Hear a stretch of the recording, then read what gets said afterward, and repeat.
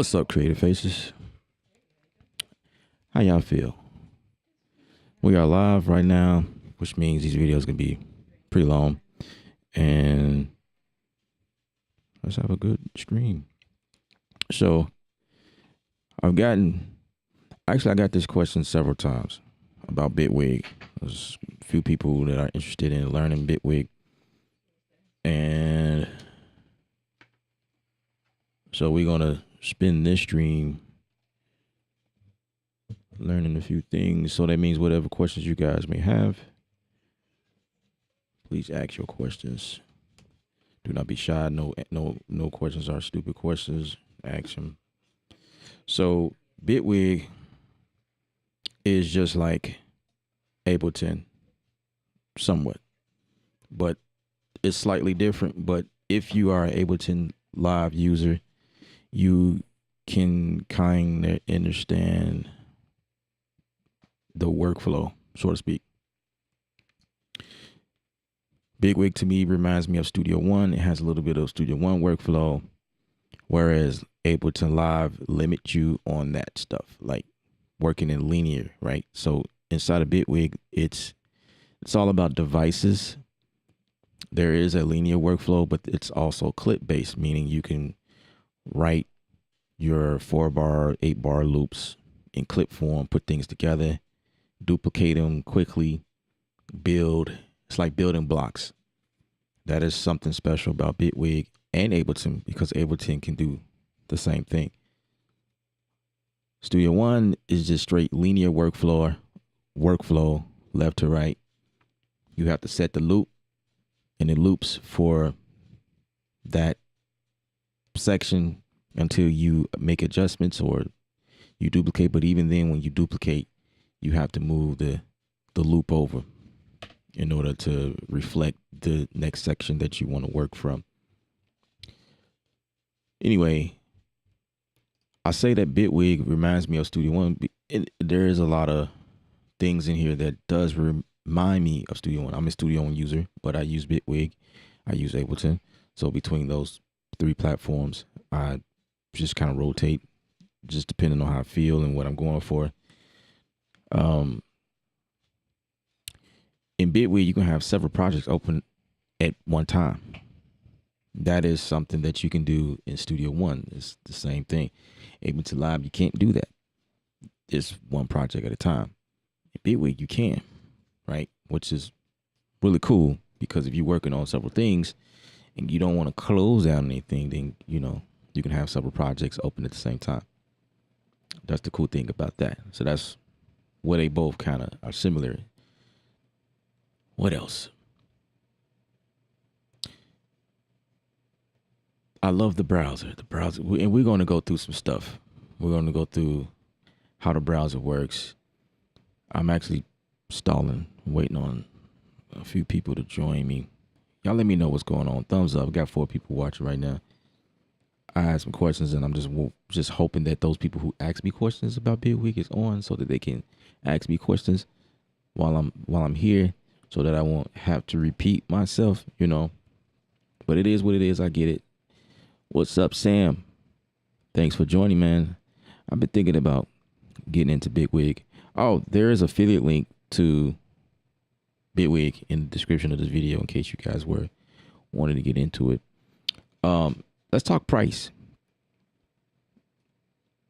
And we're going to get into the workflow, but we're going to knock out all of the little stuff.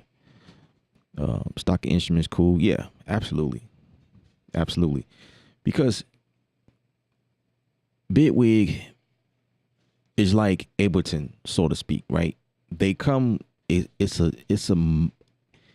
modeler software, meaning that they take time and make a lot of synth wave presets and things like that inside of the devices that are native to Bitwig. You know what I mean?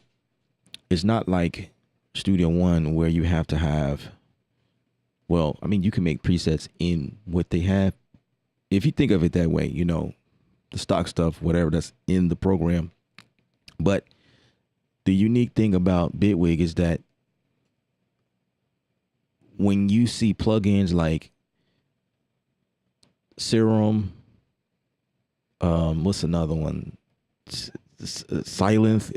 That's an old one that I've used some years back. There's a man. I can't remember any of the other synthesizers. Say like,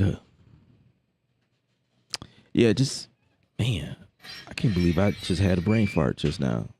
Let me go to the browser here and see if I can find any synthesizers. And I got a bunch of them, and I don't know why I'm not thinking of any of them. But basically, like any of the synthesizers, like some of the new stuff that hit the market, and everybody is so excited about it, and blah blah blah blah blah. This and that and the third. The polysynths, or like, yeah, just the way to go in and manipulate and create, your own building block, the sound or whatever. Bitwig specializes in that. So you can essentially make anything in here.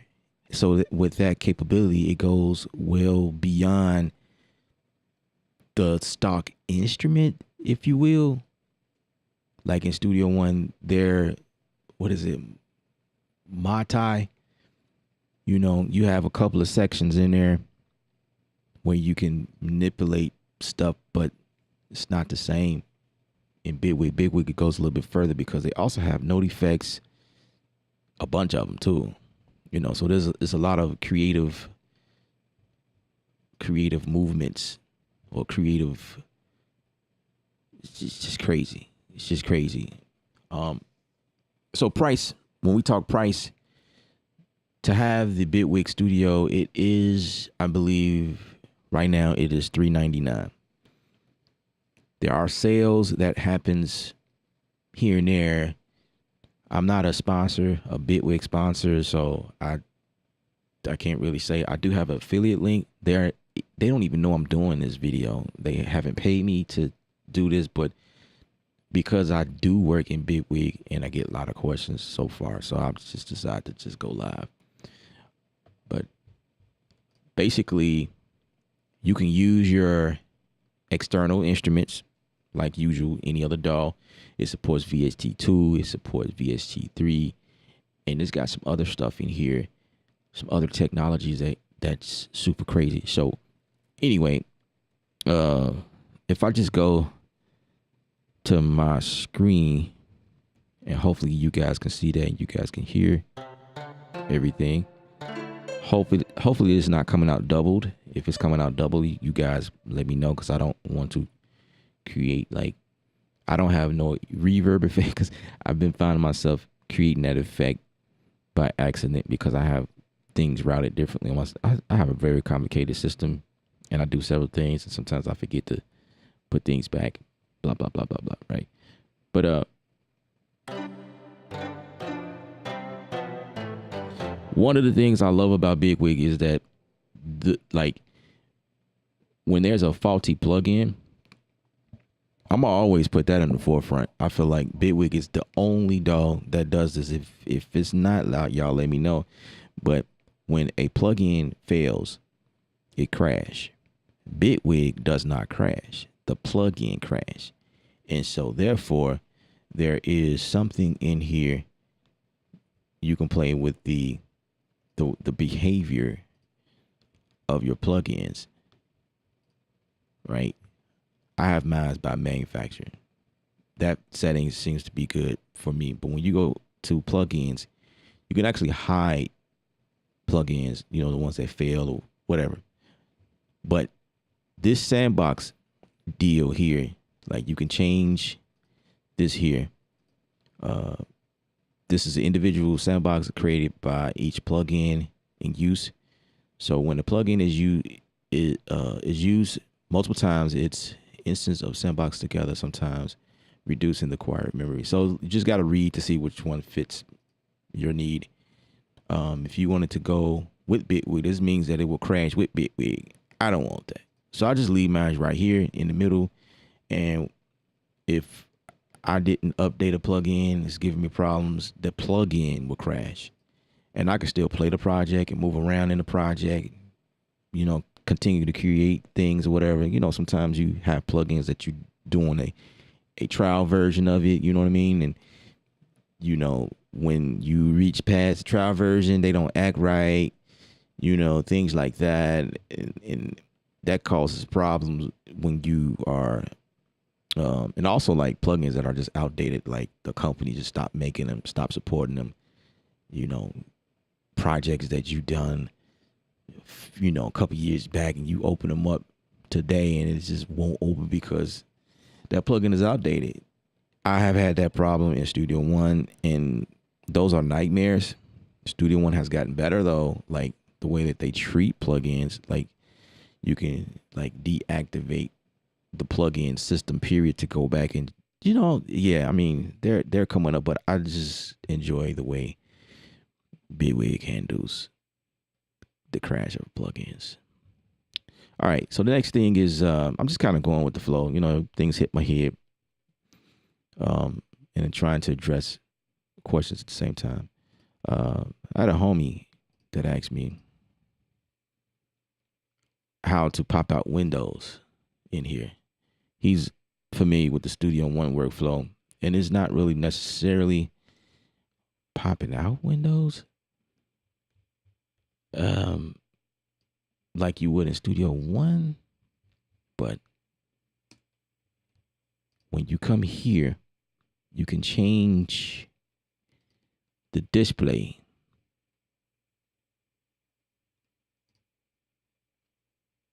User interface, right? Display profile. You have several profiles you could change between.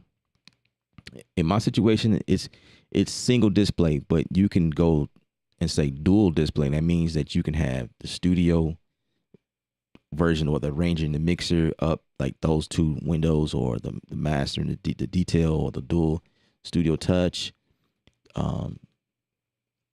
I know that this thing is pretty cool if you have a Windows Surface computer. It has features that supports the touch screen as well. Like you can do things like this, when you can, this is like a whole nother section. I haven't played with this, but this is kind of cool. It'll be interesting for them to come out with a controller that can support this fully. But I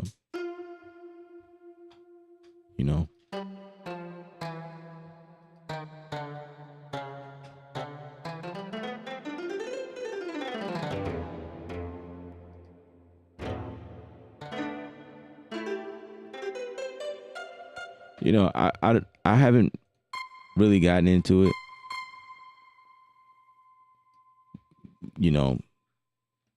But yeah, that's a interesting section right there. And you have these output monitoring situations. I played with this a few times. I have it set the way I like it. I'm not gonna mess with that because I'll be fighting. But yeah, I think the main thing behind this. What's up, Jason? We always in the lab cooking, man. Always.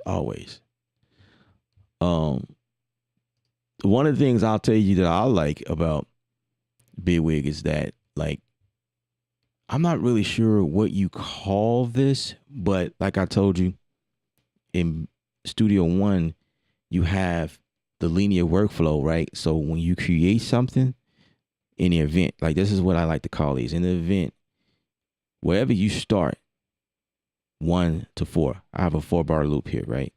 Wherever you start, say like you in Studio One, if I was to move this somewhere or change my start point, well, this is not even available in Studio One. So I think right now when I start talking, I pretty much left behind the whole workflow of working in Studio One. But this is a little bit more advanced, and it goes a little bit beyond Studio One, because this is what I created like before the stream, before I started it, like a skeleton chords, whatever. So, for instance, right? Say that's what I like. I'm gonna take this and I'll just copy it. And if I go to the arranger window and put the, actually I could just drag this over, to be honest with you, and then activate this button. Otherwise, it won't play. So it's like you have to activate the section. You have to activate the range section. It's just like Ableton. Ableton the same way, because this is the clip side, and then here's the range side. Oh, by the way, this is one thing that you can't do in Ableton. You can't see the clip and the range window at the same time. So just to have this work side by side is really cool. But when you get to a certain point, you don't need this anymore. You can just collapse it, and then you can just work fully. You know what I mean? You see how, the workflow is just kind of cool working here. Anyway, so if I'm looking at the clip, right, and I duplicate it,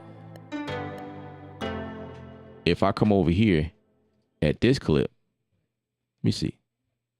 Let's change the color all together so that y'all can, we can identify. All right, so we got this section, we got this section. Now, all I did was duplicate them. However, if you look at the numbers down here, see up here, I duplicated this at bar 6. Actually, that's wrong. It should be duplicated starting at bar 5, to be honest. So it's a little bit too much at the end. Oh, you know what? That's right. That's right. I just had everything shifted over. Messing with my number system. Like, man, bro. All right. So if you look down here at the clip starts at 1, right?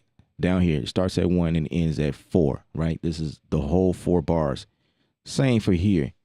The number system is the same. This is not going to start at 5 down here at the bottom. But in Studio One, it will. Because the bar system or the number system or the location of the entire project, they both share the same exact system. That could be good, in case of keeping things simple. What's up, Two Nickels? What's happening, bro? That could be good in the case of simplicity, but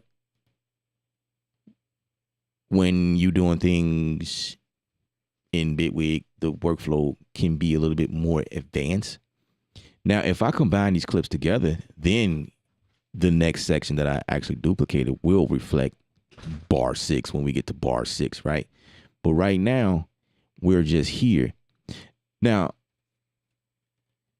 there are some instances where this will work, like working this way.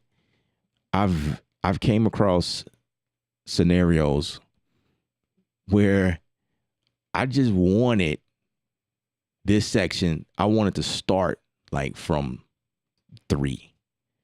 You see what just happened?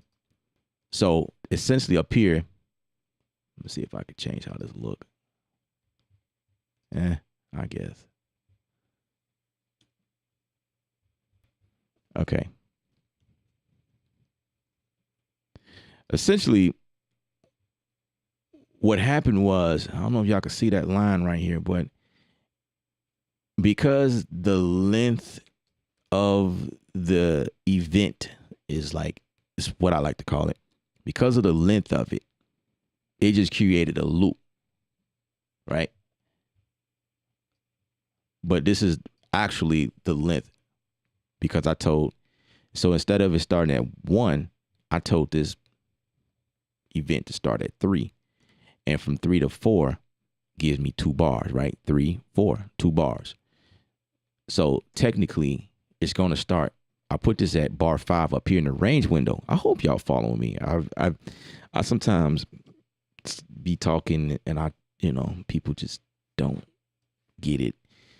But yeah, some people would actually duplicate this again, which is fine because you can. It's a feature. You can duplicate as much as you want.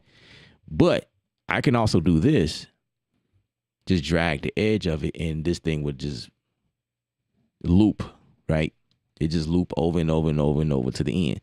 This is also a feature that Ableton Live has. You just take the edge of it, and it'll just loop that thing. You don't have to duplicate it. Now, there are some reasons.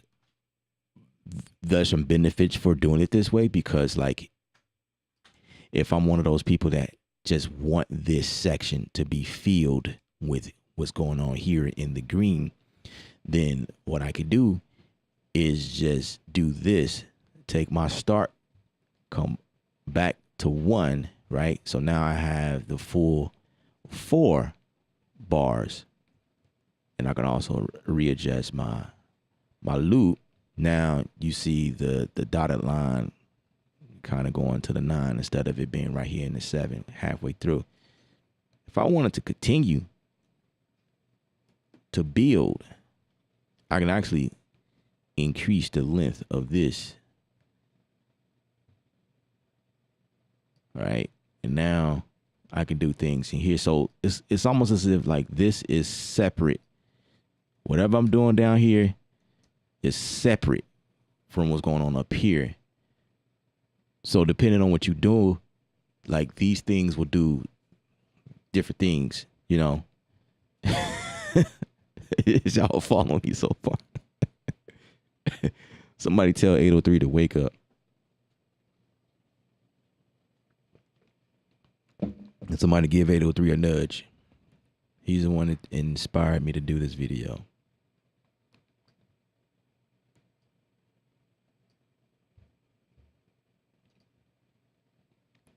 So I hope that makes sense. I hope this makes sense.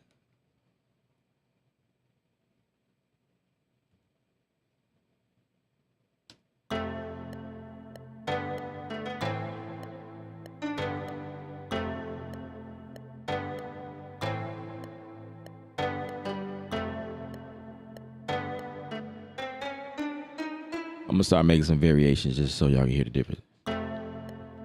Start right here.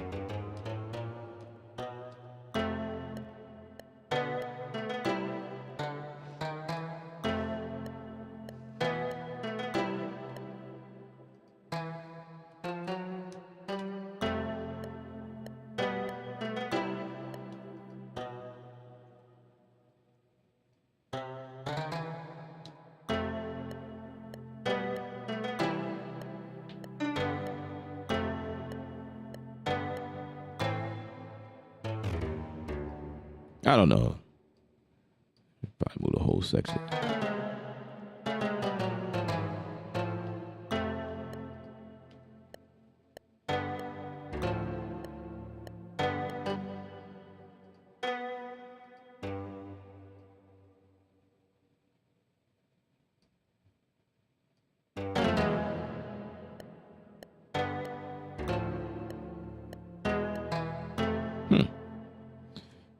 That sounded pretty good.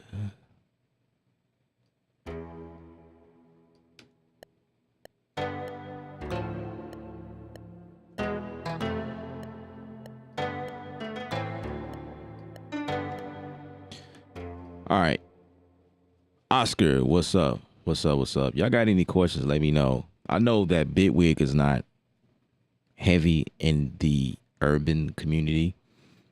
It's not even something people even think about or even know of when it comes to making hip hop or pop music. You know what I'm saying? You know what I'm saying? But I'll give y'all a brief concept of like the whole Bitwig thing.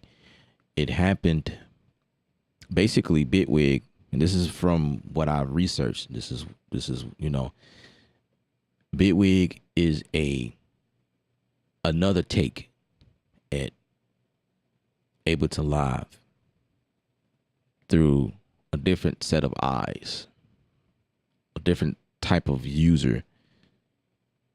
You know what I mean? If you get where I'm going with that, because the owners, the developers who made Bitwig are the folk from the Ableton Live community. They were on the same team over at Ableton Live. And I guess what happened was there were some people who felt differently about the direction of what the program should do. And so Bitwig was born. So Bitwig, that's the reason why Bitwig share a lot of the same capabilities in terms of features, but it's like a little tip over. It's like a little bit more, you know. I'll say Ableton Live is more of a cleaner look. You know what I mean? It's a cleaner look. It might be a little bit more simple the way it's set up, which is one thing I appreciate about that platform. And I love using the push with it, which is the other thing. You know, there is a device that's actually made for the program. When you come over to Bitwig share a lot of the workflow from people like me that's been working a linear workflow. And it's like, I'm really appreciating the clip launch a lot more. You know what I mean? Because it wasn't something I was doing so I started in Logic, right? Then moved over to Studio One. Actually, I started in Pro Tools. Hated it. Pro Tools is, oh my gosh. But I'm a beat maker. So, you know, it makes sense for people who mix projects work from Pro Tools. You know, that's just kind of where I am with that. But when I mix, I use Studio One all day. Touch Tone is in the building. What's happening? So 803 is at work. I kind of figured something because he was asking questions, and I just kind of decided to go live, and I, didn't hear back from him. But maybe this video will help him. I just told him I'll go live and just kind of talk about it. So I'm just thinking, like, what could I show in this program that would make sense, like workflow? Man, I'm moving to Studio One now for certain things, especially mixing. Get out of here, bro. Well, I remember you was working in Studio One for a second anyway. But yeah, I mean, yeah, for mixing, absolutely. I feel like Studio One is like, that's me. A lot of people breathe and eat, sleep Pro Tools. When you say mix, it's automatically Pro Tools. But for me, I just feel differently. Even like doing projects in Bitwig or Ableton, I don't prefer to mix in those programs. That's just me. That's just me. I feel like Studio One is the best when it comes to mixing because of what it does, capabilities. Ableton is really a DJ type deal, you know what I mean? Like, it was one of those things, which is why the warp works really well. You know, it was kind of geared towards those people, and then it just evolved into beat making, beat producers, hence the name Ableton Live. It was made for live performances. So that was just kind of, Studio One has a lot of tools for mixing and mastering. So they have like a mastering page set up specifically for mastering work. And it's like the tools in there is like by default, like boom, it's right there. You know what I mean? It's like just certain things that you do in Studio One that makes it so much sweeter to mix. So that's why I think Studio One always have my ears, or my heart and my ears. Studio One plus Linux It's a cheat code. What's up, Brian? It's been a while. Welcome back to the stream.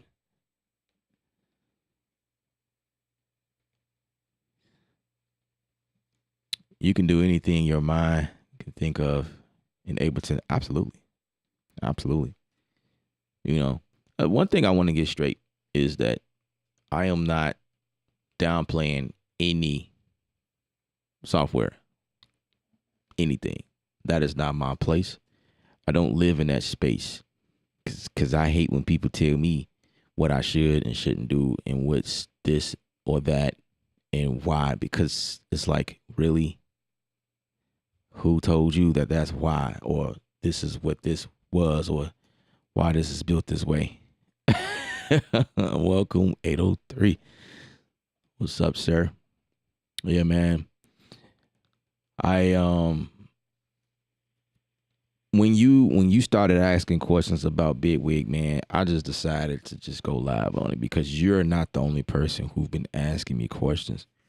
I'm like, you know what? Okay. Let me just go live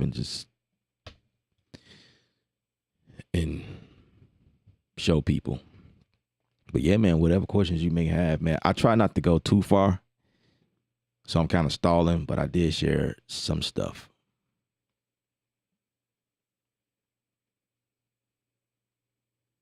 You just ran across a software called Sequoia. Sequoia. Something I probably had to like look into. I don't know.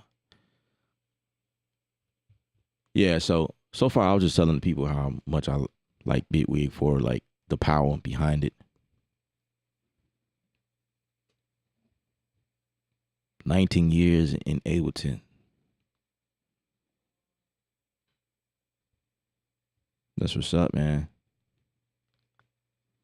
Ableton has a sound that is more EDM based. The 808 sounds rubbery, so that, gosh. So you have to do a couple of things to make it sound modern, like other dolls. It's still cool that you got to take extra steps. Yeah. Ableton is expensive. I will have to agree with that. And that's the other factor. You know, the price tag of these programs are or should be considered when you call a place a home, right? But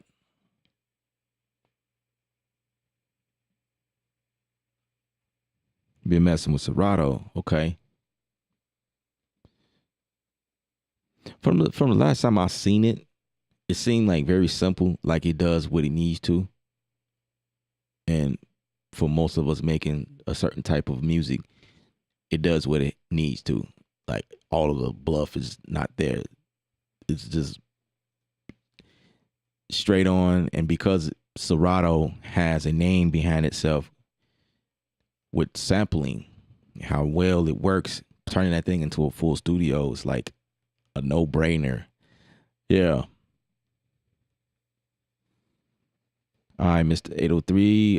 This new thing that you found is 2400. That's okay. I probably won't be looking into that. Oh my gosh. I won't be looking into that.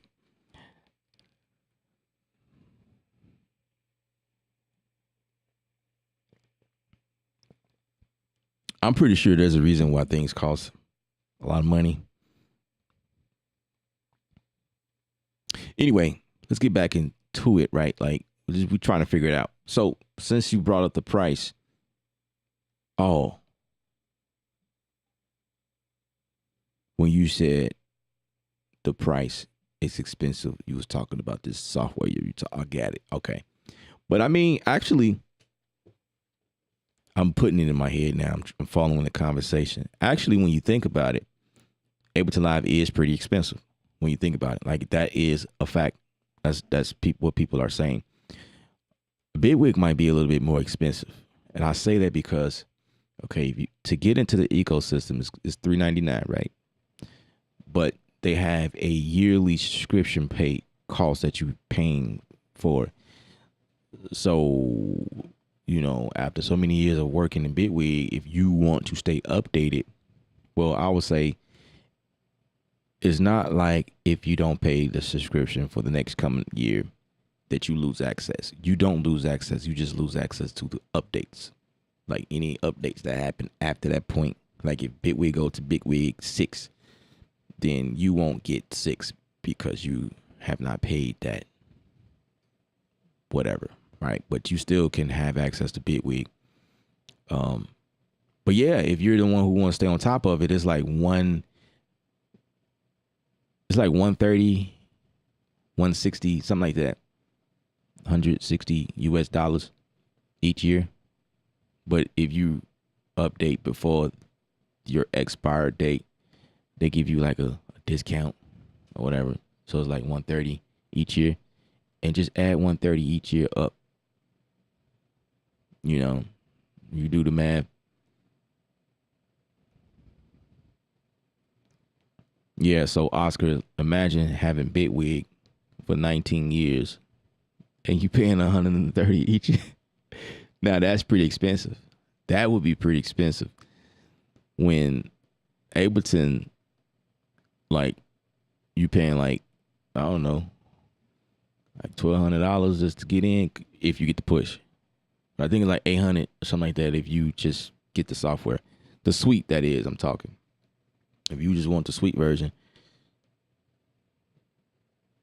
standard version is obviously cheaper.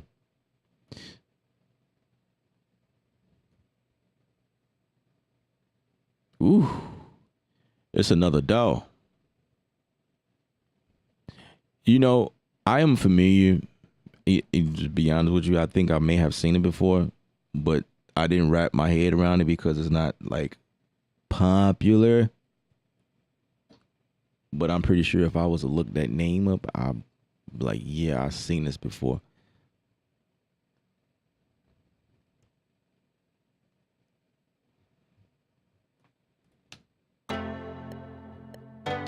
So back to Bitwig, and we're gonna attempt to make a beat, and as I go through the process, I can show you like stuff here and there. So whatever questions you guys may have.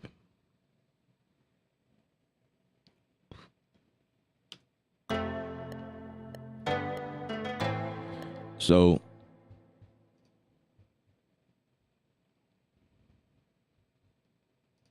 you can change the what you see here in the piano roll, just like Studio One.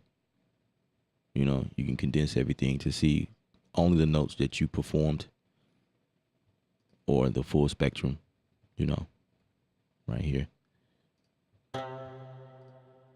You know, you can put effects on things anywhere. I say the big thing about Bitwig is the fact that it don't crash on you when the plugin crash. Like, I said that a few seconds ago. But the thing is the browser. The browser can be pulled anytime, anywhere. You can pull the browser for, when you need to add another track. You can pull the browser here under the plugin. And the browser is smart. So when you go this route, it knows that you are looking for a plugin. And so you go and you search for your plugin, effects and whatnot under here. But you still have access to everything though. Because there you go. Here's your instruments. Like, let me see if I type in complete control. See, it's giving my instruments or whatever, even though it's under the effects, but it will start you there, where you need to be. But you always have access to the main browser, which is right here at any time. And it's drag and drop. So 803, like I was saying, like you were asking me about the windows, and I was just telling people right now I have mine set to single display, but like to get the dual, like For instance, let me close these other windows in the background. Oh, you know what? I done forgot something. Let me see if I can fix that.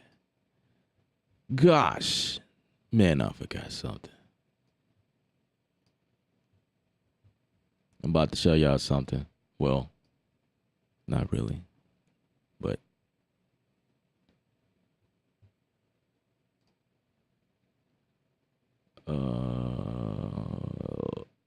crap, where is it?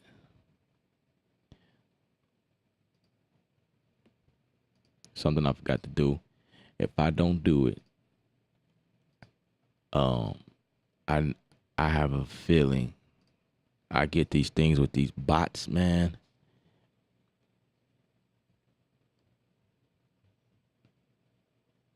These bots comes in at some point and they take over. So I have to. This is what I do. I need to set this up to be like automatic because this is crazy. Okay. I gotta, yeah, change it to where only the subscribers are allowed to subscribe. So if you are on here and you commenting, then make sure you subscribe.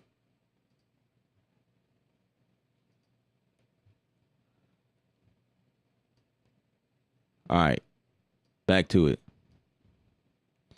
Okay, so those different. Let me see. Dual display arrange. Okay, so this is how you get the. Uh, so right now, man, what screen is this?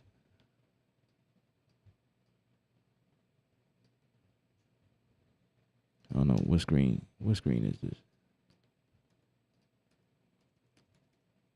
So this is like the. Could be the mixer, right? I could just like eliminate that, and this could be my mixer window, while this is my range. See, these two different windows just goes on two different pages or screens, if you will.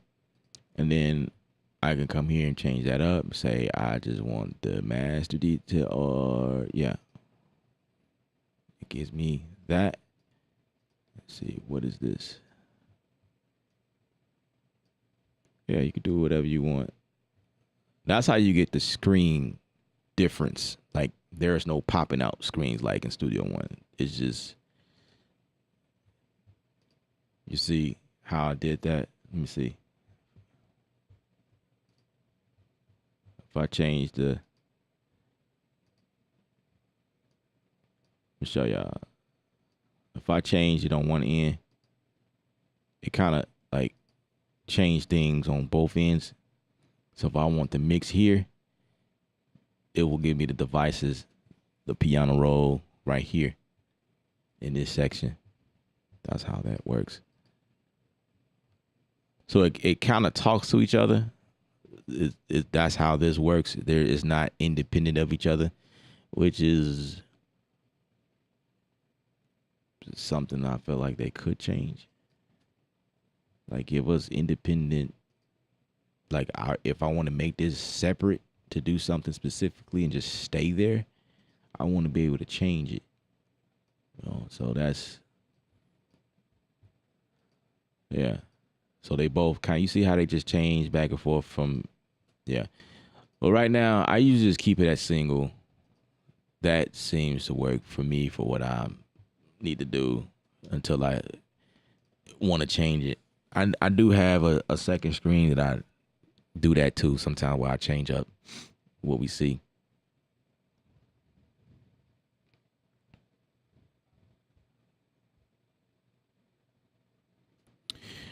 My only gripe with Ableton is not being able to move the stock plugins around. They are stuck at the bottom. Yeah, I mean, that's what they're known for. It's the same way with Bitwig actually. the devices are at the bottom. And for people like me, I actually like that, to be honest with you.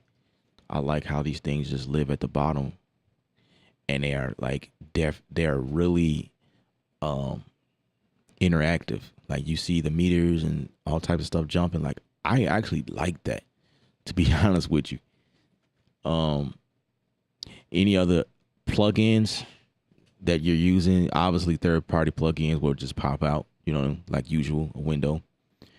But if I'm working with a sample, like say for instance, um let me see. If I go for let me see, what does it sound like?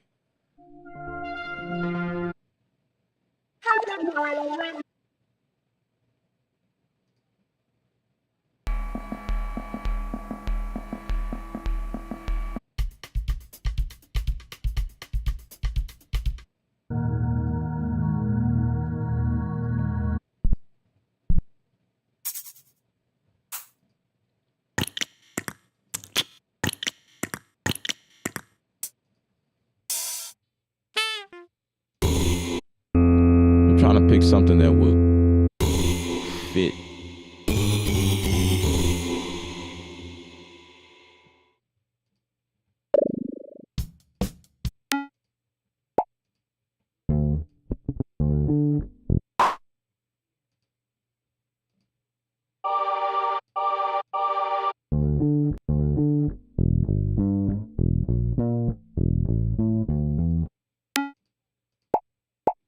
Okay.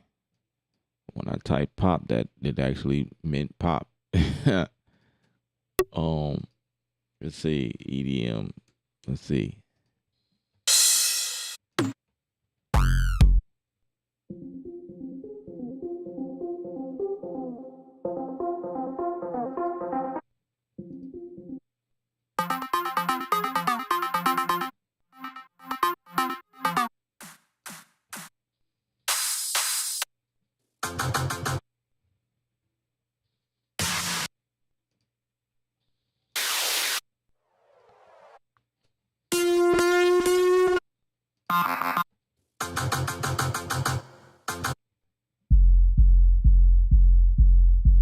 Hmm.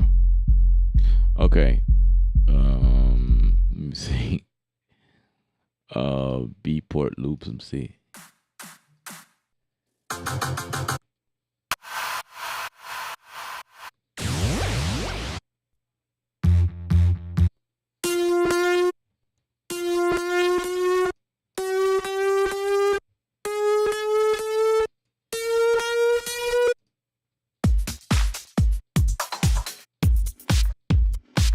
All right, whatever.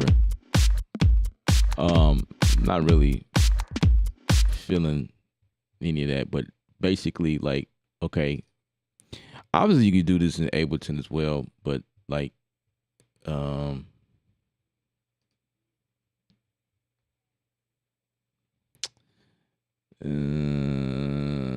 this is more like a piano.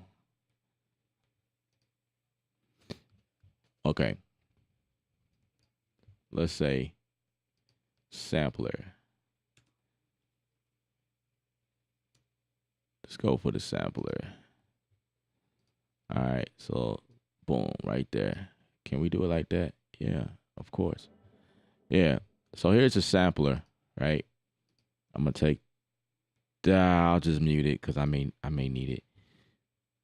So you can definitely blow up the page. You know what I mean? Like make it big. I think you could do this in Ableton. As a matter of fact, I know you can. I've done it several times. Now that I think about it. So I mean, you have that option. You know, man. Okay, I didn't realize you can pop that out. Well, dang it, you can pop this window out.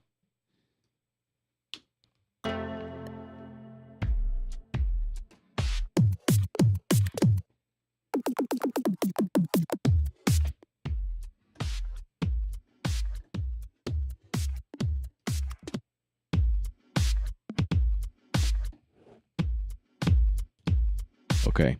Yeah. So that's what you can do for that. And let me go to another. But I mean, I get what you're saying though, bro. Like if like I actually like the devices that live on the bottom because it's like it's tucked away, it's out of the way, and they're optimized to work in the program without being disruptive. Like, yeah, that's just me, man. Taxi, what's up? Spaces is in the building. What's happening, man?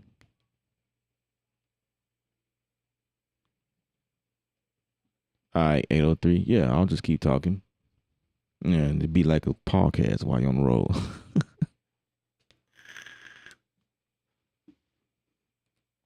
But yeah, whatever questions you guys may have, I take thumbs up. I take questions. I take them all. I take hearts. I take whatever y'all got. Appreciate it. We just talking about Bitwig for a second and like the ins and outs and stuff that I like to do, the workflow. Okay, let's see.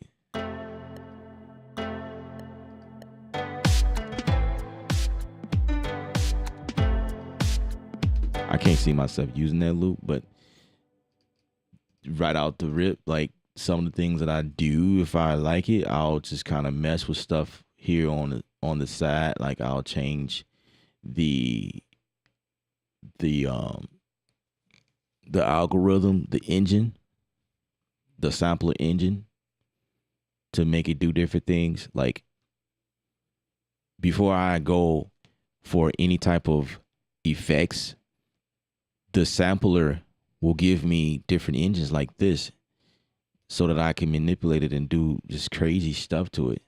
Who knows? I might like it, whatever I'm able to come up with. But so for instance, if I switch this to slice, let's see what happens.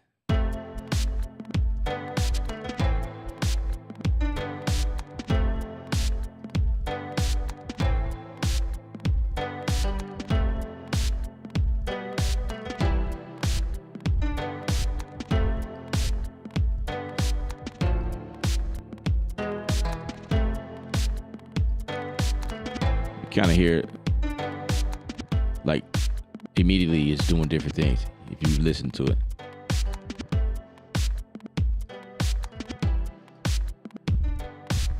Right.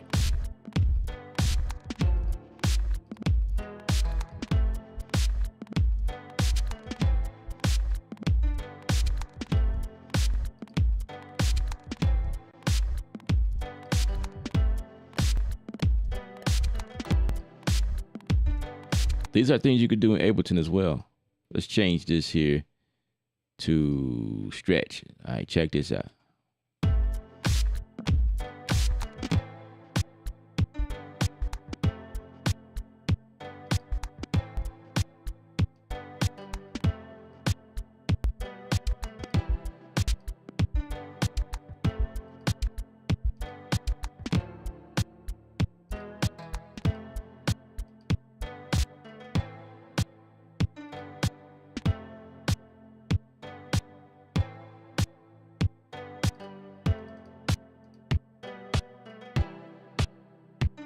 You know what I'm saying? Like stuff like that. I just do. I don't. Why did I take out the sampler? Let's go back and put the sampler back in here because, like, with the sampler, there's some other things that you can do. So we just gonna play. I'm gonna just bring this stuff back over. Why did I?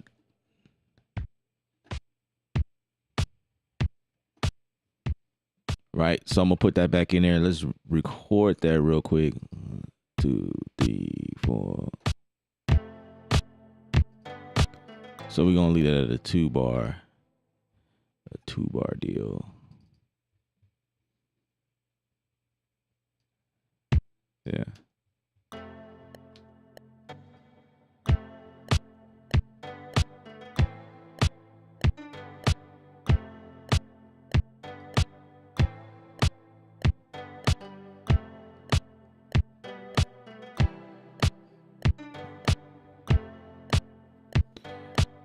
So I mean, you're gonna need some of my shortcuts. So here's the thing with shortcuts. See, this is the other thing I love about Bitwig. You can customize all your shortcuts here in Bitwig. It's the same thing I be telling people when I'm working in Studio One, because I get the same thing. Like, hey man, what's the shortcut? And I'm like, well, mine's gonna be different from yours because I actually customize the shortcuts to do. First of all, I take most of my shortcut, like things that I've learned in Logic, I brought that over to Studio One. So immediately my Studio One shortcuts are different. And then as I progress, more things that made sense that fits me and how I'm able to remember things, I create shortcuts based on that. While the default is different. So when I say, if I say Control B, it might be different for me than it is for you. You know what I mean? But to build shortcuts, this is like some of the things that I've done. When you come in here, shortcuts at the bottom. So you just find whatever you want and you just build shortcuts to like whatever. Like for me, okay, Ableton Live, I think is like Apple U is for quantize. For me, I kept it at Q. So when I hit Q, it quantized immediately. But I had to set it up that way. You know what I'm saying? Like when I hit this, okay, if you can see, it's not quite on the one. There's a little bit of space back there. I'm gonna just hit Q and it just quantized for me. Another way to get to the quantize is up here, I think. No, that's not it. That's not the area. Let me see which one of these. Notes, quantize, bam. And it shows you the key command for it too. And that's my key command that I created. I think you can also right click and yeah, quantize right there. Right. So, but there's actually a menu that pops up. If you want to make your quantize a little bit more complicated, you could change things up like this in the window. Ableton does the same thing, I think. Yeah. So right now I have mine set to 1/8. I think I need to set that to 1/16. You could say straight, triplet, quintos, and then septos. And then you can change your shuffle. You can humanize it right here from the same window. Now, this is something that Studio One, I don't think they have. I think the humanize is a whole nother window by itself, or maybe it's in the same window. I can't remember how that's set up. But you can change the start amount. I have mine at 100%, but there are times, well, a bunch of times actually, where I'll change the start time. It's kind of like, when you decrease the start time, it's like getting into like slightly quantized. You know what I mean? It's kind of what that's about. You can also change the end amount. I never really, I don't mess with that because I don't want to get into like shorten my notes according to quantization. So, just kind of leave it there. Another way to access your quantize is down here. I think this respects, well, it's more like quantize to grid as you insert the notes. I think that's how that works. Yeah. Well, I changed it to, let me see something. I changed that to 16 just now. Okay, so and they also have, never mind. I thought that was something else. See if I change that back to 1/8. Okay. Nope. Yep. So that window is separate from what we do down here. Okay, cool. What was I trying to show y'all?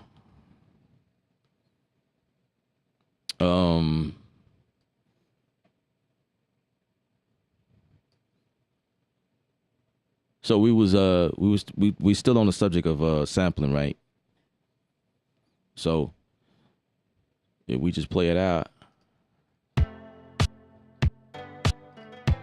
come back here and just start playing with it. So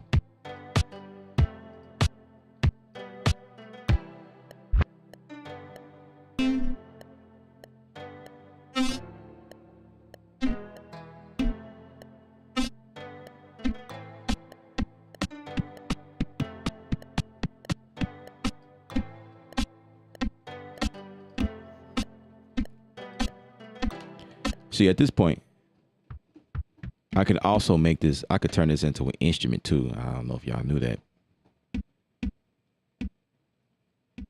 So like if I make it like slow enough. You see how I did that? I turned that beat pattern. I turned that beat pattern into a note. Oh, that is crazy.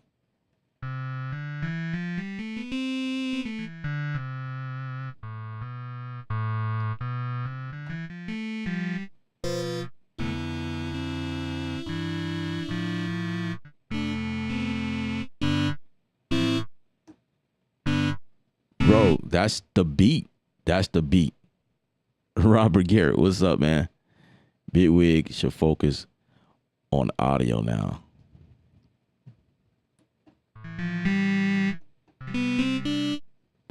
Can you expound on that? That's the beat, bro. Like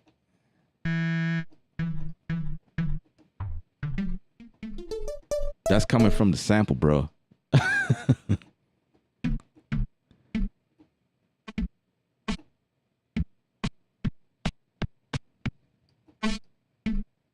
That's crazy.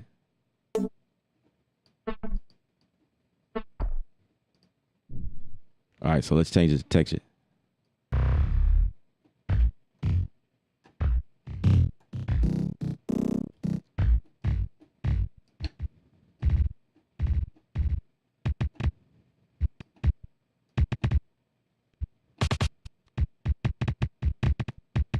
So that is like I don't understand everything that this thing is doing, but it's like from a creative standpoint, it's is inspiring to hear what you can do inside the sampler. And to Robert's point, I do feel like there needs to be further innovations to the sampler. I would agree with you on that because I did find a limitation one time when I was in here. I was like, man, don't do this. Man, I did find that.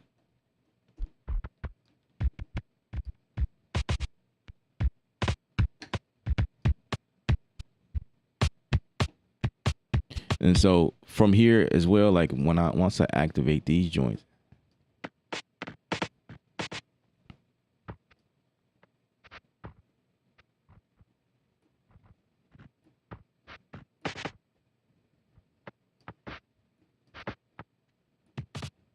I think it was chopping.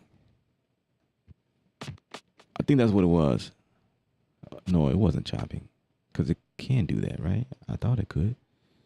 You could chop in here, right?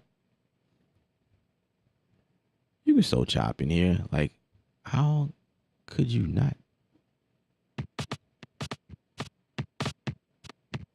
And this is a modeler, like whatever this thing is doing.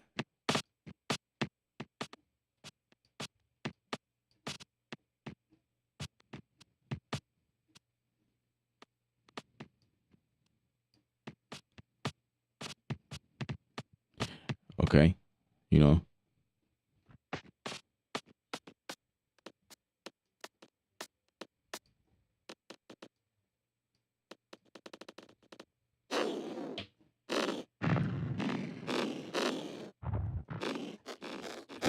And this is I haven't put a effect on here yet, bro.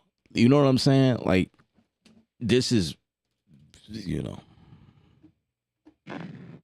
all this, like, what is this stuff, like, how is this working? You know what I'm saying? I ain't even put anything on here. I just turned this beat loop into some kind of bit crush laser gun from 19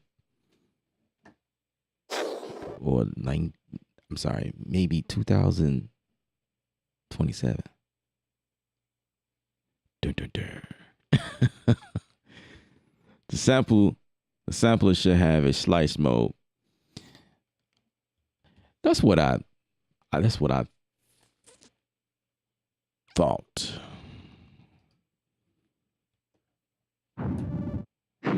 It should have a slice mode. I'm trying to remember correctly if I ever seen one or not. I don't know if I seen a slice mode in this thing. Now, um, here's another cool thing about Bitwig. I think you can do this in Ableton as well, but like if I do something like this, like I create my own drums, right? Have my own drum machine. Bitwig, these are not just pads for samples. These can hold containers in it, meaning that I can put a sampler on this one. Sample.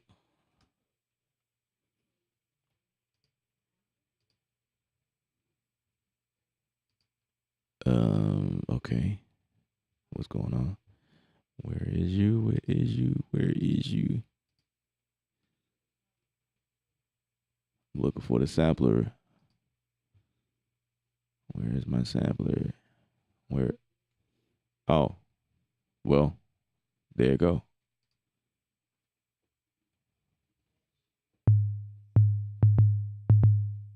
All right.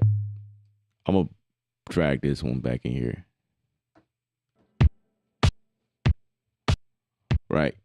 So I have the sampler on this here. Right.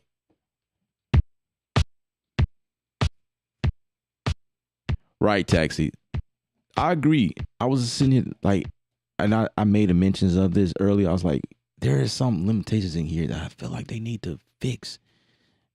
And then when you said the slice thing, and I think I was leaning towards that, like to that point. Yeah, there isn't a slice, but it's there is a slicing function in here.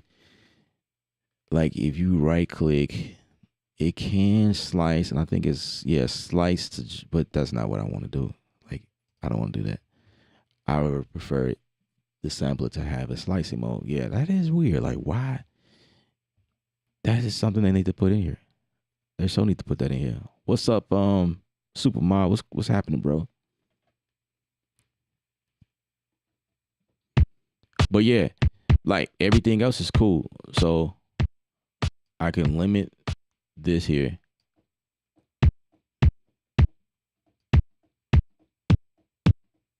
If I want to dial it further into it.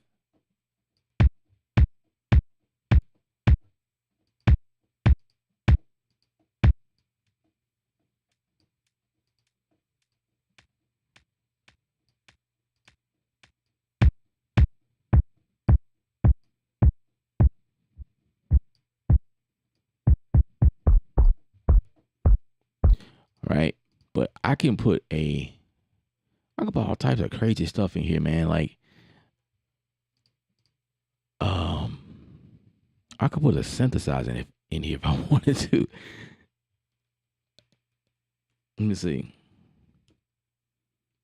I don't know why I would want to do that, but you can. Bam. Oh, wait a minute. That put a whole different. Wait a second. Dude, that's a whole nother. Okay, you could put another drum rack inside of the drum rack. Well, there you go. There you go. That's not what I was trying to do, though.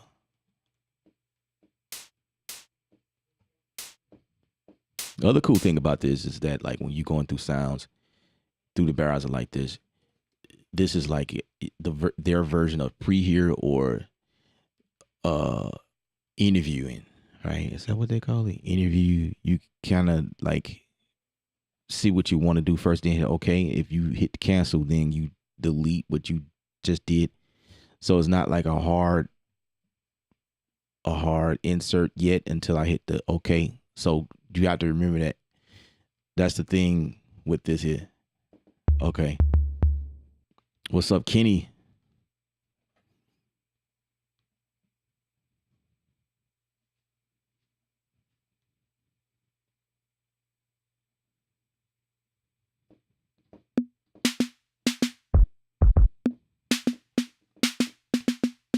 I'm trying to find it. I'm trying to show y'all how this stuff works.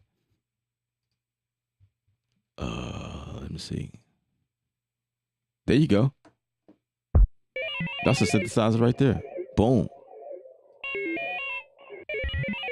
So it's like you can create containers on you know what I'm saying, inside of the drum rack.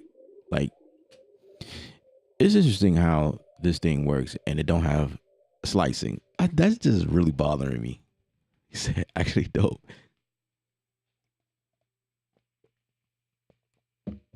Yeah. Um. So if I want to add a sample from somewhere, I can hit the plus sign, or I could just come from somewhere on this side of the browser. Um, I will speak to the browser. Like, there's a lot about it. It's very smart. I love the browser. Um, I have stuff as favorites in here, and the way that it's set up is just kind of cool when you have your favorites. First of all, these are the stock stuff right here. So they made changes, pictures and whatnot. It's kind of cool. Thumbnails. But I also have my own little stuff, if I can find it. Um, Everything. That is everything.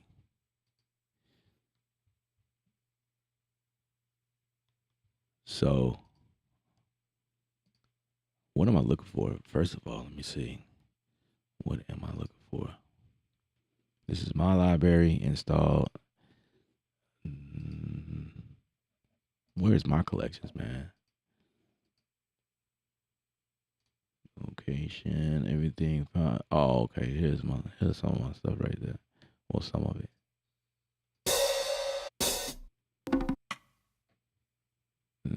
Say if I put that right there.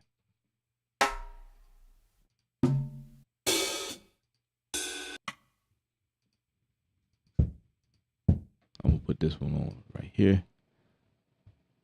And drag that over right there.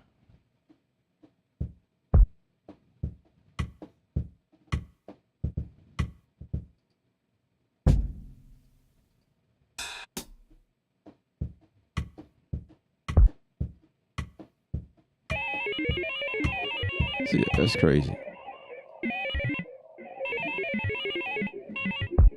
What changed?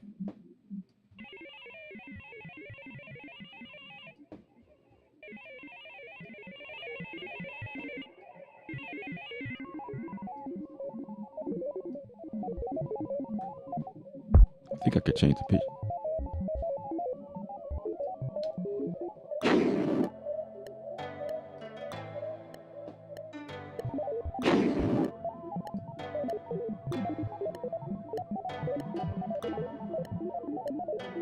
Actually, that's kind of cool. Let me see. I'm gonna put that in there. 2, 3, 4.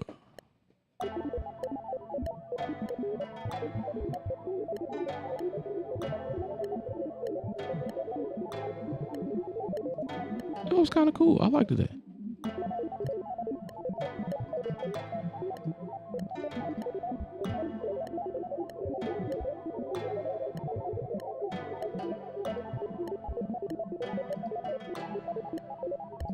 Right.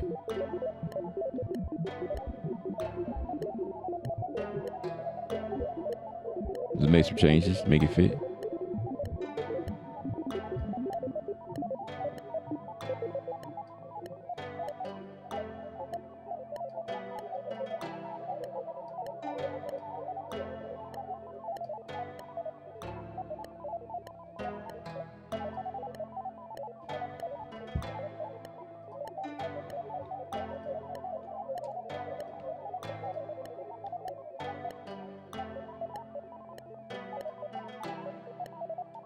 Let's go for another.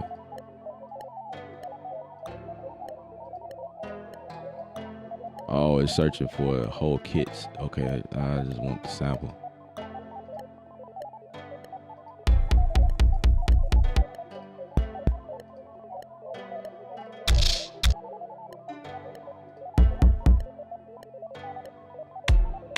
That might work.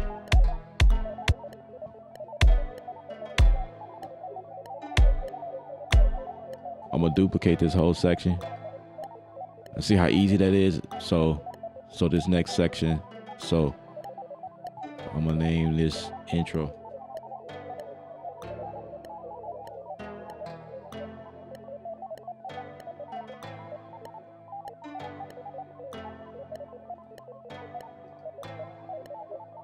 Okay, and then this part. Okay.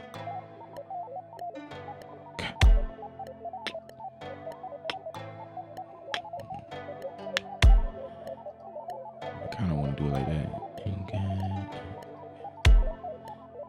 1, 2, 3, 4.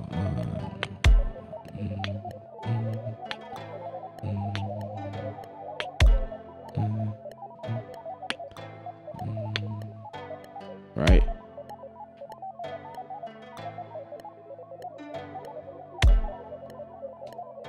Now, it is a little different when you're recording in the clip launches. Again, same as Ableton. Like the recording is different in each section. Like the clip, what you have to press to overdub in the clip launch versus the record function in the range section. So that's a big deal, and you have to be aware of it. So if you're in the clip section, I'm just recording stuff to the clip. You have to hit this button here at the top, the plus sign. That's only when you're in the clip. You can also assign that button to somewhere on your MIDI device. So I think I did that. I think I made this where I have to shift record and then it'll turn on, but I'm just doing it manually here. You can also adjust what you see here. You know, Bitwig is all about customization. I think that's the big thing about how Bitwig works versus Ableton. It's all about customization. Like I can choose what I want up there. So if I don't want this button up there, I can just unpin it. But why would I do that? Well, actually, this is the overdub. Okay. Yeah, so I can pin whatever I want up here at the top. Also, when you're in different sections of the track or of the project, depending on what you click on, I guess this will be like Bitwig's version of macros. It changes accordingly. So, like here, if I'm on this clip, you notice a whole set of different options become available here at the top, right next to my navigation window, right? But then when I click on a track, then, you know, these options become available. And again, you can edit what you want and just hit the pin button. Say, oh, I want that to come up here.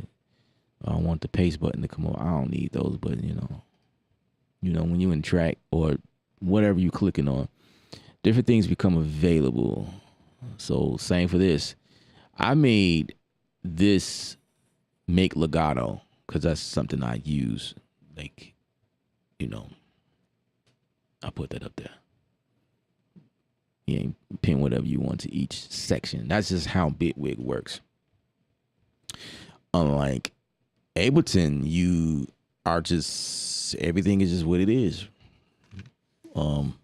I don't know if you can customize anything that pops up at the top, but that's just how things work here. Um, Also, you will notice that things pop up here on both sides actually, but it's not like okay, all your information pops up on the left side. That's kind of like what I'm familiar with. Period. Working in Studio One, anything dealing with the track, all of the information, the things that you do to edit the track pops up here on the side, on the left side. In Ableton, your browser lives on the left side, and there's no change in that. And then all your information is, if I remember correctly, everything is on the right side. No, everything still pops up on the left, but it just depends on what window you in. I think that's what it is. So everything is kind of still on the left, but like in a layout like this right now, where we're looking at the browser, the mix window, the piano roll, like all of this, you can't do this in Ableton. You can't see the piano roll. Well, yes, you can. I'll take that back. When you in the mix view, I think you still can see what's coming up here on the bottom. So I'll take that back. Never mind. But still, looking at this view like this, there's still more information available here that you can see,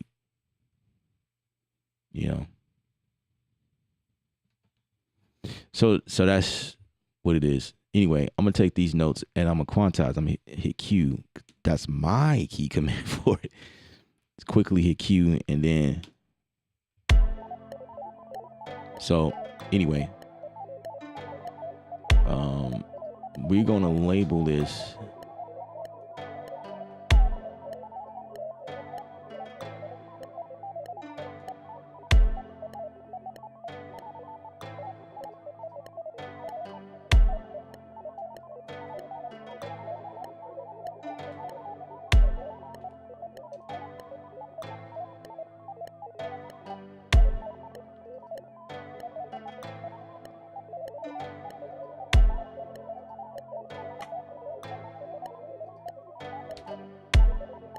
I think I want some snaps for this.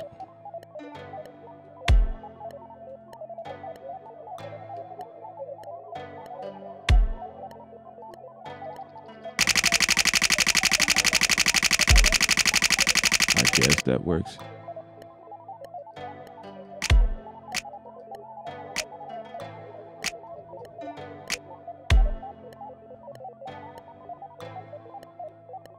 All right, we're gonna come back in here and just add snaps in here. 2, 4, 1. Now, the one thing I don't like about this is that when you duplicate,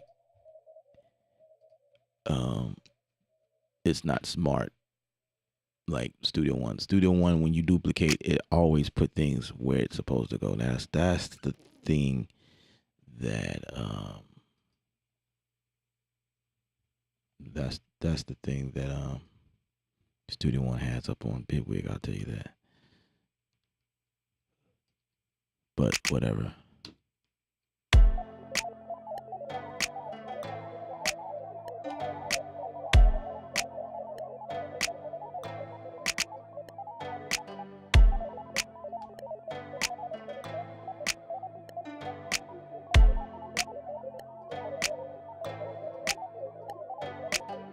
Okay, say I want reverb on that. I think the same rules apply when you are adding effects. You definitely want to have an auxiliary channel for stuff like this, but I'm just showing you the power of what you can do inside of this thing. Now, the way I'm about to add the effects in here is the Bitwig way, but you can achieve the same thing in Studio One, but it'll just be the process of actually making each channel, like make them pop up in the mixer window, having its own output. So it's kind of the same thing, putting effects on certain and individual pads. So I'm not going to say that this is better. because it's the same thing, but it's just, you know, a different way of doing things. But I would say, if you think about it, in Studio One, when you have each pad output its own separate output, you can only put effects, meaning compressor, a reverb, whatever plug-in effects that you can put on a channel, but you can't put no synthesizer. you can't do what you can do in Bitwig. So like, but this just matters to people who want that extra power. You know what I mean? It's not to say that you can't get work done and it's solid, but it's just, some people want a little bit more. Anyway, that's a sample we just threw in here. The sampler popped up, but what we want to do is put a effect on here. We can do it this way, actually. So you can put an effect on the entire deal or individual. I think this is me putting it on one. Let me see. We could test that. Okay, that's the whole thing. I don't want this on the whole thing. So we have to move this here. Wait a sec. Is it? Do that again. Okay. All right. So just like Ableton, you got to realize where you're putting stuff. So this, if you notice, there's a blue bracket sitting above it right now, which means that whatever's in this blue bracket talks to that specific pad. Like, for instance, this right here, right? So every time I hit a pad, there's something that's coming up differently because each pad represents whatever I threw on that pad. And notice how this reverb right here is just hanging out regardless of what I do. Now, anything outside that bracket means that you put it on the entire drum rack or the entire channel, if you will. And it should reflect up here too, like see, my reverb is separate. So you got the drum machine right here, and then you got the reverb that's separate because this is outside the bracket right now. So it's just kind of representing what you put on the whole thing. But I did want to put that reverb just on the snaps only, period. So I'm going to move it over, and now it becomes a part of the snaps only. So now this bracket is hovering over the sampler and the reverb. And I believe, it took it away here at the plug-in area right here. So if you notice that. So now we should only hear reverb on these snaps. Yeah, just like that.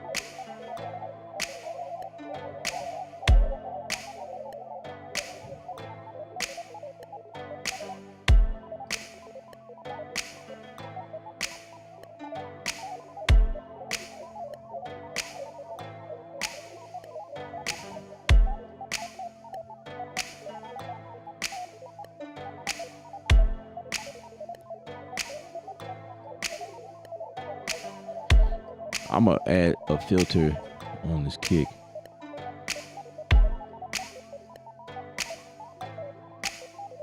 I'm gonna add one on this clap too. Snap.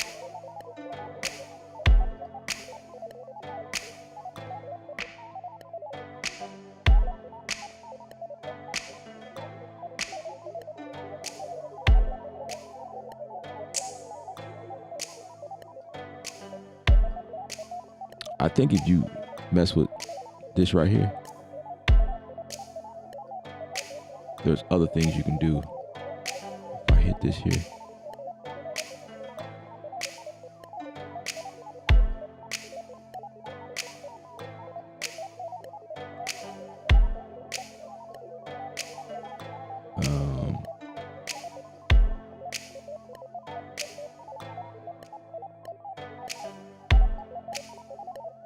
forgot how this works.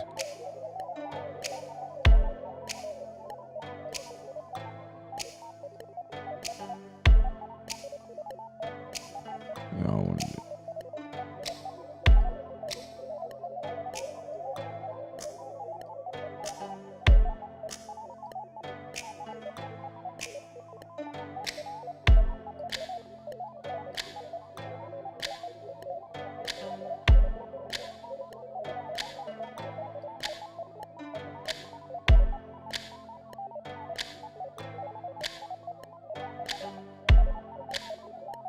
Definitely could be different.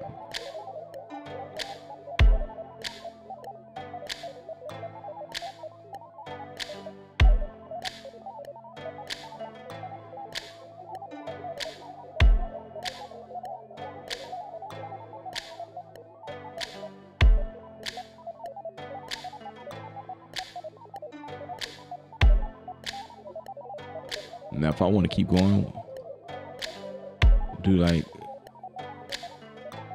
something. It's already a bunch of stuff on here already, but this is the effects that's on this actual pad, right?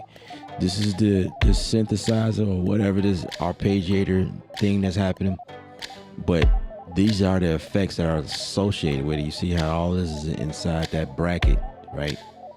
And it's only affecting what's over here. You see, that is what Bitwig is doing. Like, this is all in the drum rack, bro. Like, I ain't even.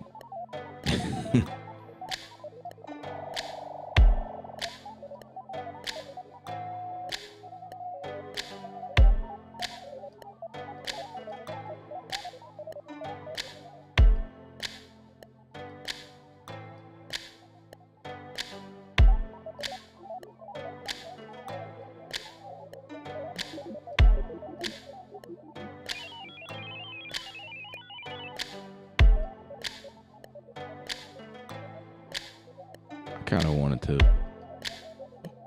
I could put another effect on this, but outside, but inside. I don't know if that makes sense.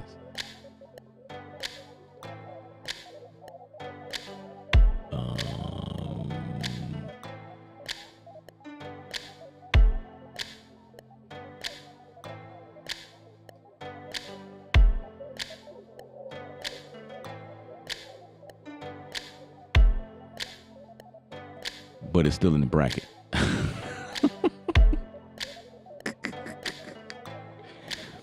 So basically in Bitwig you can put effects anywhere you want. You got to understand where they go that affects certain things. So right here, so there's a effect button right here, and this expands everything that's associated with this, right? If I close it, right, you can't see it anymore. And especially if you see the effect got several vertical lines, that means this thing is loaded. Versus this one, like if you click this effect deal, you don't see any vertical lines, and that means it's empty. But when we get here, what I did was I put an effect here that is associated with just this. And we ain't even talking about the other effects when you hit this button. That's whatever. Because just think of this synth or arpeggiator is doing its own thing. But I want all that to have an overall a reverb to just kind of like let it live so much in the space or somewhere. I may change it later. I don't know. But I'm just I'm doing this to make sense out of this here. So that's that, right? That's how that works. And I can even, I can put effects. I can put effects on the reverb. These would be, I don't know what wet effects. If I click here, it's just gonna give me It's just like the Bitwig can get real deep, pretty much, really deep, like stupid deep. All right. Does it have a linear mode? Absolutely. Absolutely. And 803, yeah. familiarizing those memory muscles. That's the thing and that's why like when you guys saw me streaming more in Bitwig, that was actually my way of learning Bitwig. So every time I stream, so now I have several videos where I'm working in Bitwig, and so I know these type of things now because of the many times I've been in here. And I just made it fun. I'll do it on a stream, just like trying to figure stuff out.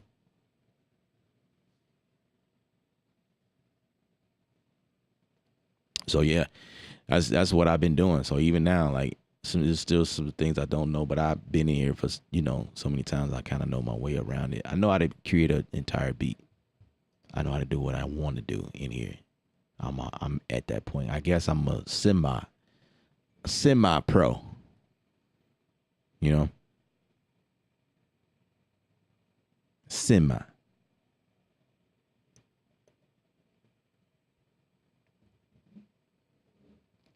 I know how to move around. There's so much in Bitwig, like it can get crazy. But to your point, Super Mob, if you still here, yeah. So you can do linear. This is my linear workflow right here. You know,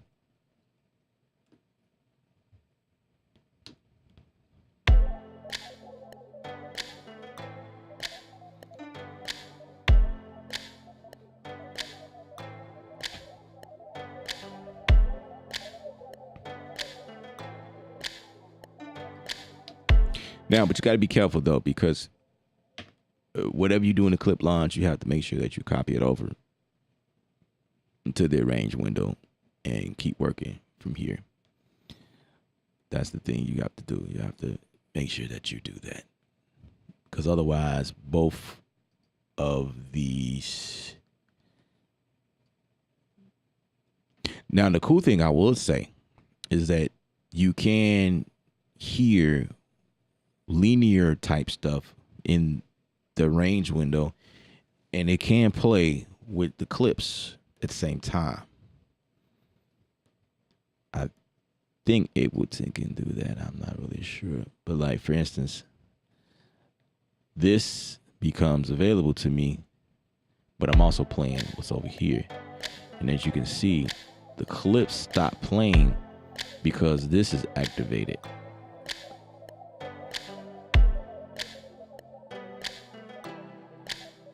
And it's taking that change that we did. You know what I mean? Because I did make that change. Yeah. Da, da, da. You know, I did that in the range window.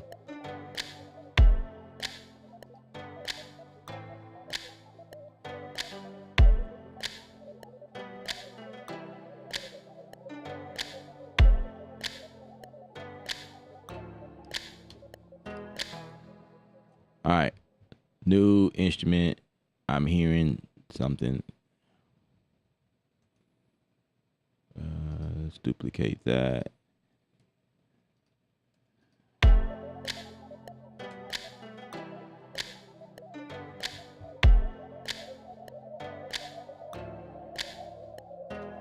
Okay.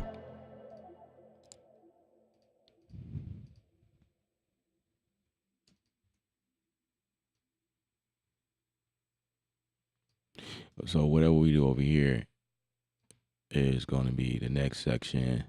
So now we're working in linear. And you got to make sure you turn on this snap thing because otherwise it'll just be all wonky.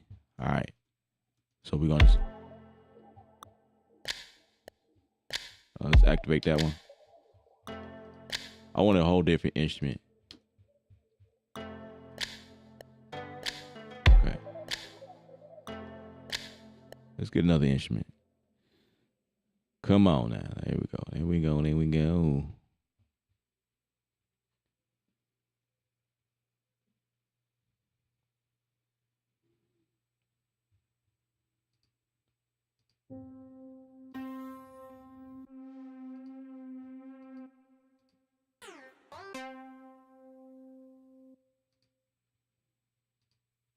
Uh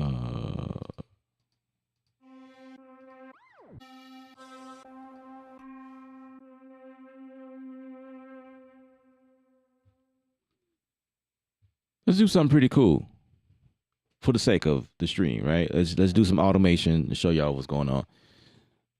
And just use some of the stuff inside of Bitwig. I'm gonna try. Well, let's see.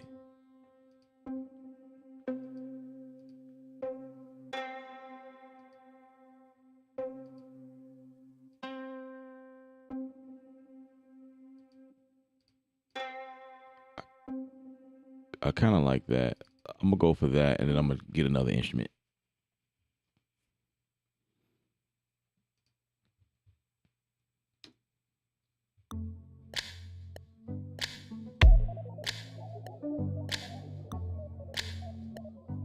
I'm gonna do it.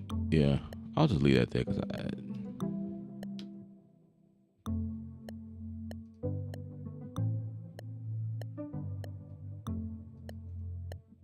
let's duplicate this, and we're gonna just pick a whole new instrument, man. Cause one, one, something like that, something like that, something like that. One, boom, boom, boom, boom, boom, boom. Let's see. I ain't played with this in.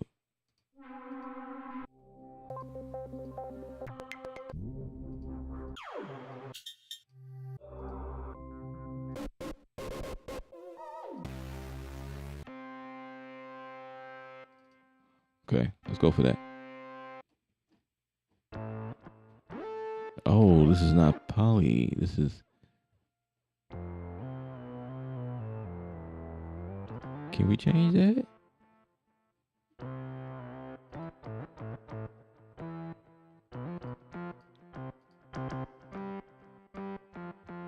Polyrhythm?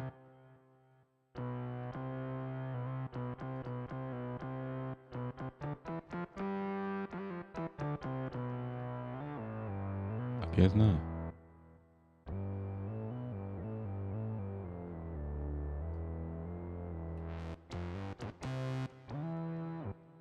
Um.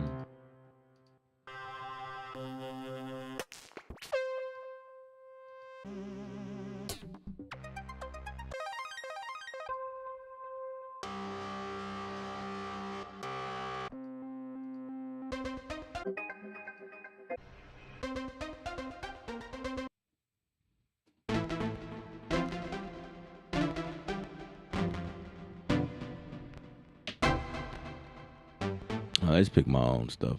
Forget it. Let's see.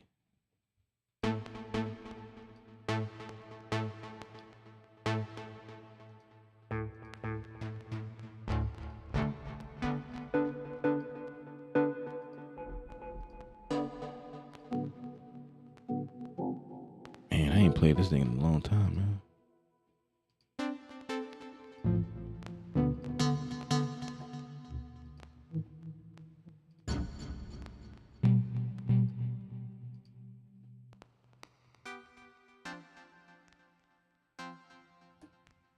All right, let's see.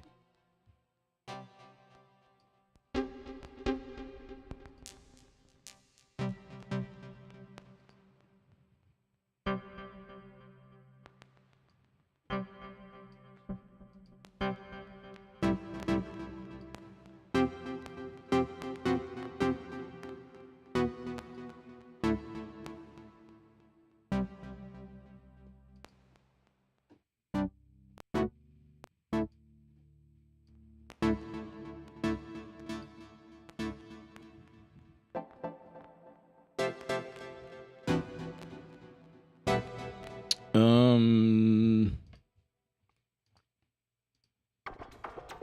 even though it sounds good,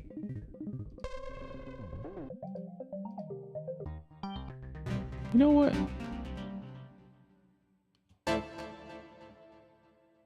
Okay, let's take the delay off. Oh, it doesn't work without the delay. Wow. Okay, there we go.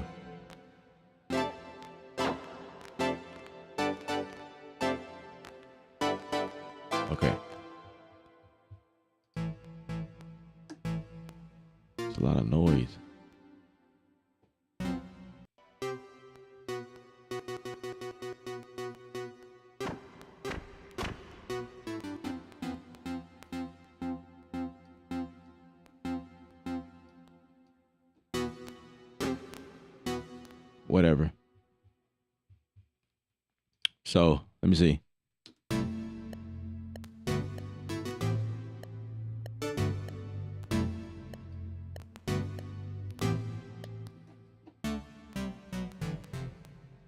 Say down now. Now I gotta load my life.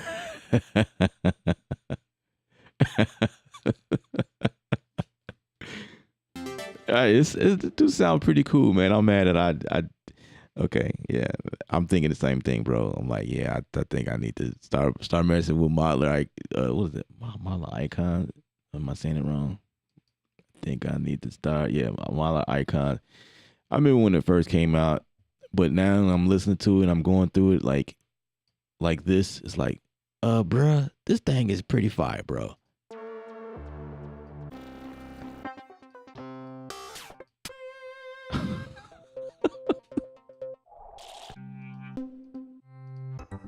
But I think it just depends on what you're doing. I've used it on some projects though, but it just, you know, when you working with native instruments and all of the stuff that they put out on you, it's like you forget about some of these things. You can't, I do have some go tos though, but you know.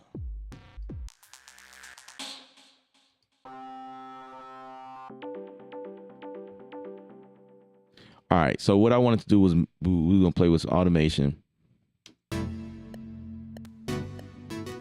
right? So what I want to do here is say one one one one one one, and the best way to do that is the best way to do that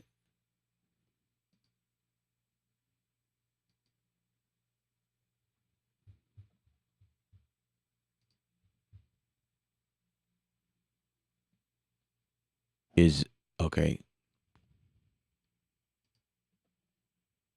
Now these are note effects, or yeah, note effects, Mahler note effects.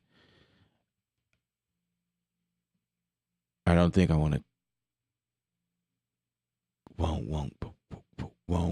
Let me see if there is something that can do that. One, two, three.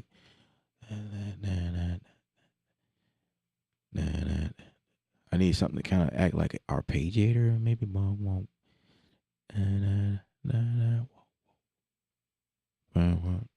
I'm just thinking about which one I can use. What's gonna open up?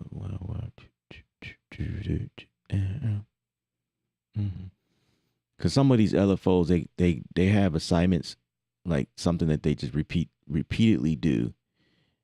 But if I'm breaking them up the way that I'm thinking in my head,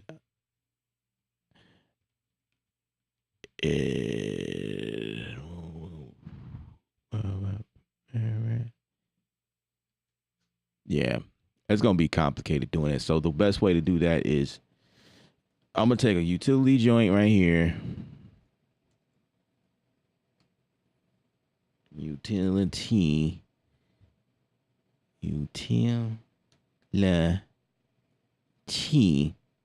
Come on, man. Where are you? It's a utility, ain't it? Yeah, that's what I thought. Like, come on, bro. It's an effect. Unless it's called tool. It's not a tool. It's a tool, but it's called. Come on, man. Really? What are you doing? Audio effect. Oh, can't be in there. It's called a tool, bro. Is that it? Is that what I want? A tool. I don't know if that's what it's called. Let me see. Utility. I think it's called a utility. That is what I'm familiar with. What is it doing, man? Device. I guess not. Util. It's not pulling up nothing that says utility. I'm tripping. It was probably a tool. Yeah, that's probably what it is. Yeah. Okay. Yeah, that's what it is. Okay, it's a tool. All right. So one. Let me see. How do I want to automate that?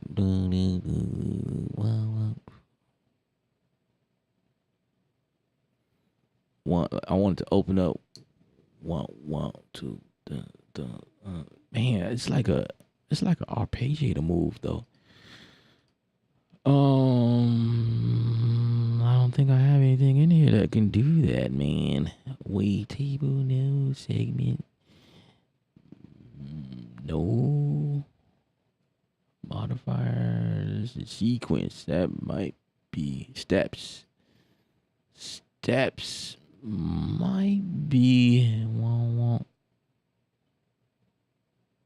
one, two, three, four, five. Okay, 1, 2, 3, 4, 5, 6, 7. So it's 8 steps. 1, 2, 3, 4, 5.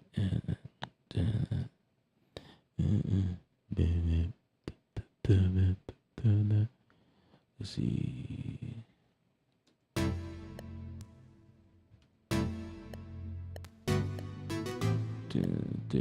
Okay, so it's gonna move like that. Okay.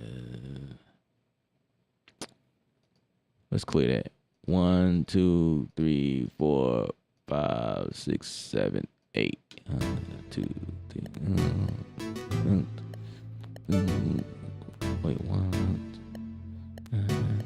It needs to. We need to. Oh, it's 16 steps. It need to be 8 steps. 1, 2, 3, 4. 1,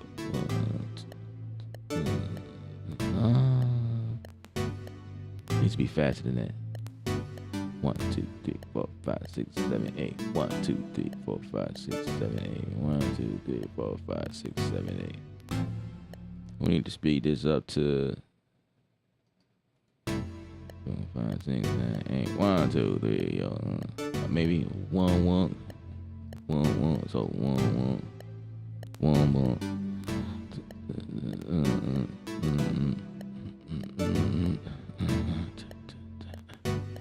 I don't even know if it's gonna work like this, but we're gonna try. So at this point, we're gonna open the lane. Wait, what are we doing?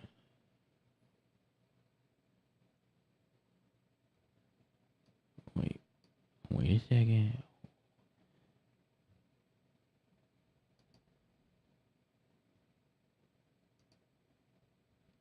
And as soon as I did that this should have opened up.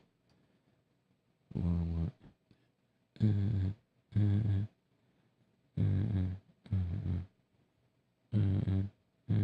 me see.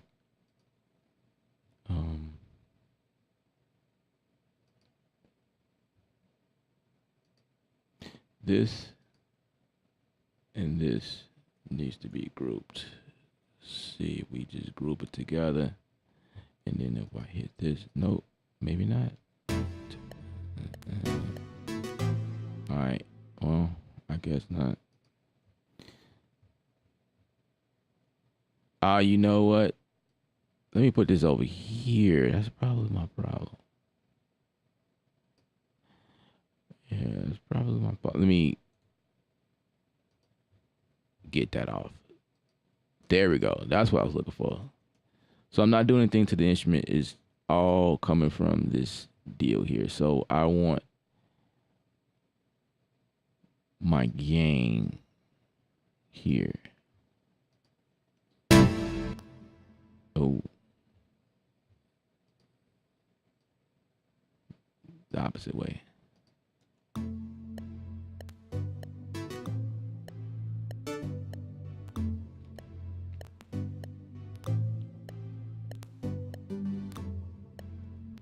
It actually worked. I gotta do it the opposite way though. So like that.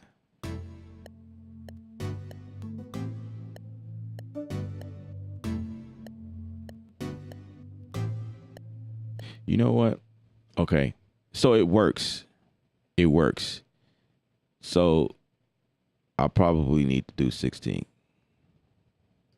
There's a reason. So yeah,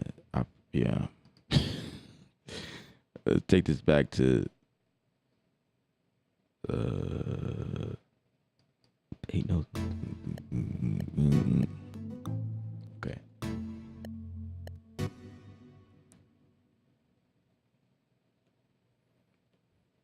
So instead of 16 steps, this probably need to be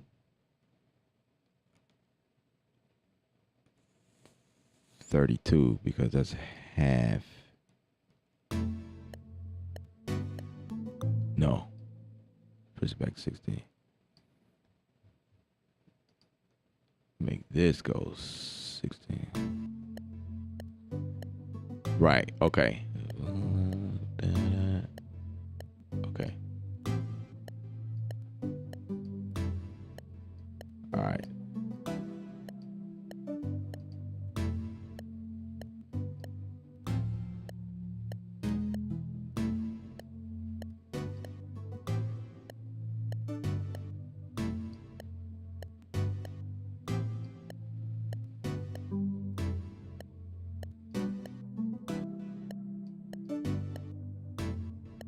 Okay.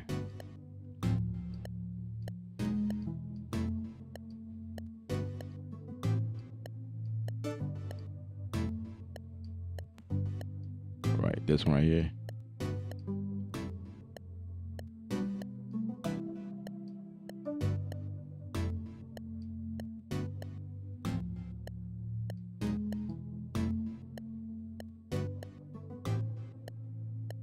So is there a way to make it smooth? I don't know.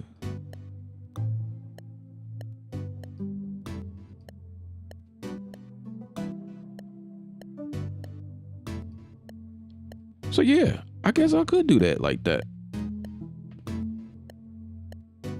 With steps. But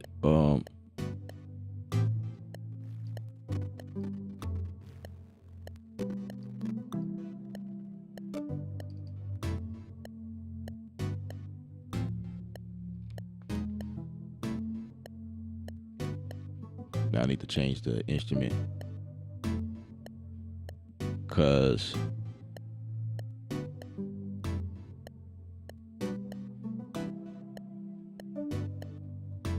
change the smoothness. I wonder if I can do that in here.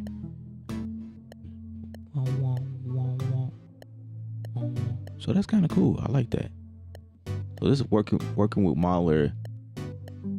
So basically, ooh.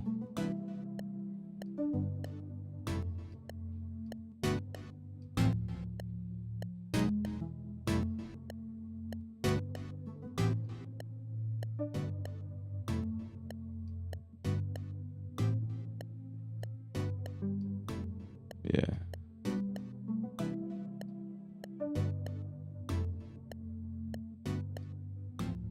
Maybe I could do that. So it's not abruptly cutting off, like go between it. Maybe like that.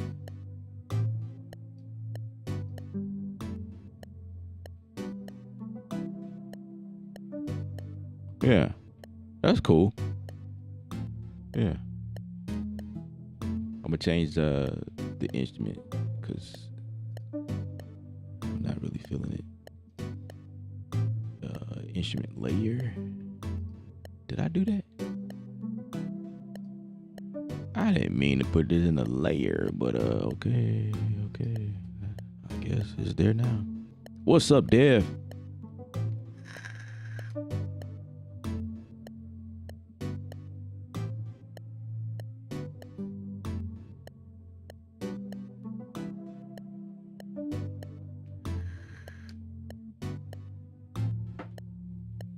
All right, let's pick a.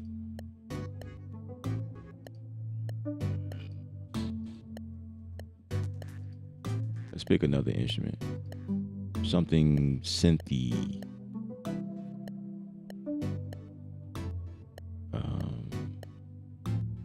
What can achieve this?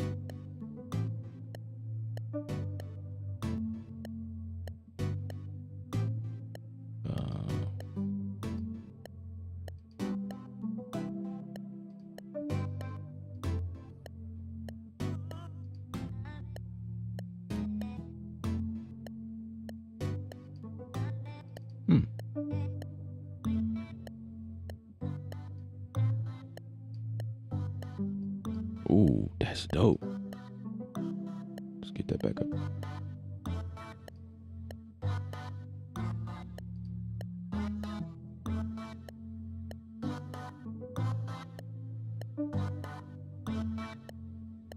I could have played it like that,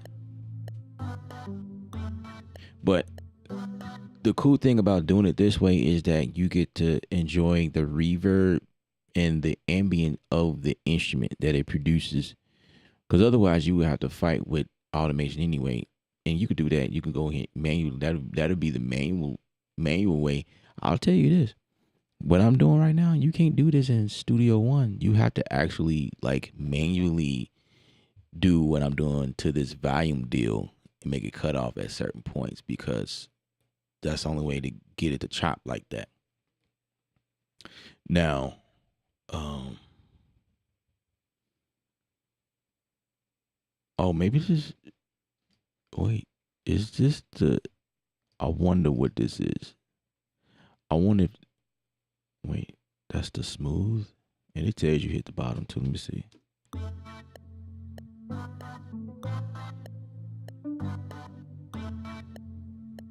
Huh, that's dope.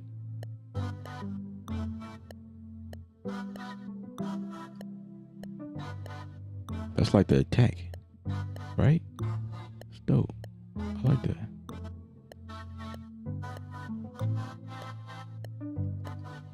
So that's like the shift. Oh, okay. I got it. Okay, I got that. What is that? Backwards. Check that out. So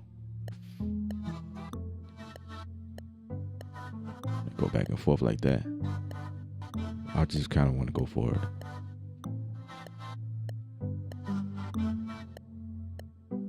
Let's see.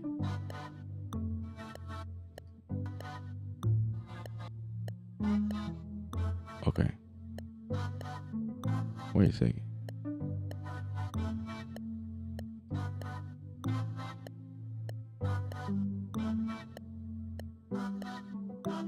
Huh. That's kind of dope. I like it. I never really played with steps like that.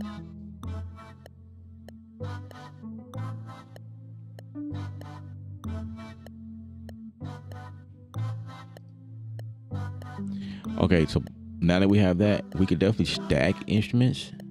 So if I want another instrument, I'll say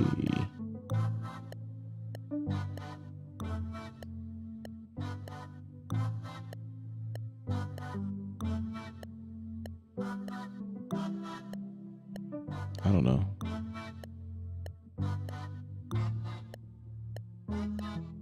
Say we want to throw massive in there.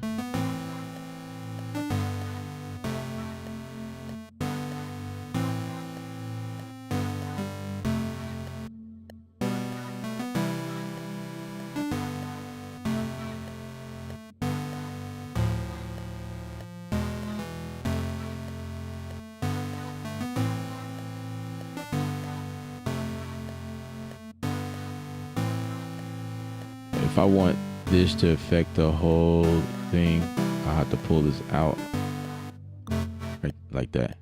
See how I did that? So that means anything I put in here will always have the step. Yeah. Okay. I want massive X.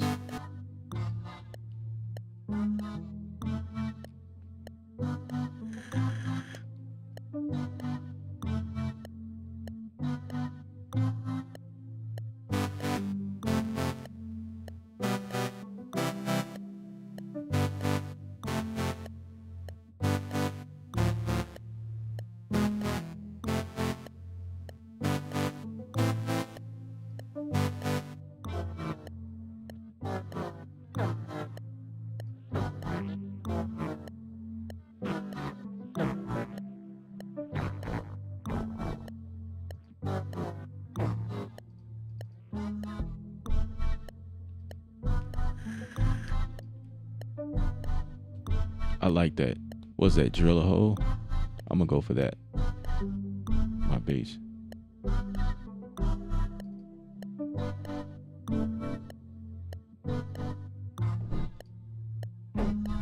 Let me go for one of these here.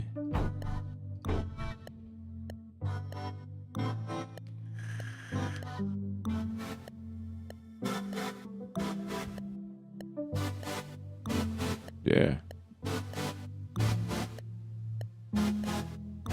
Let me see.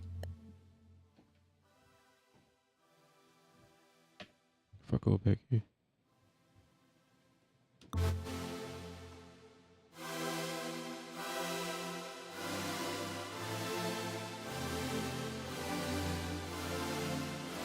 That might be too big.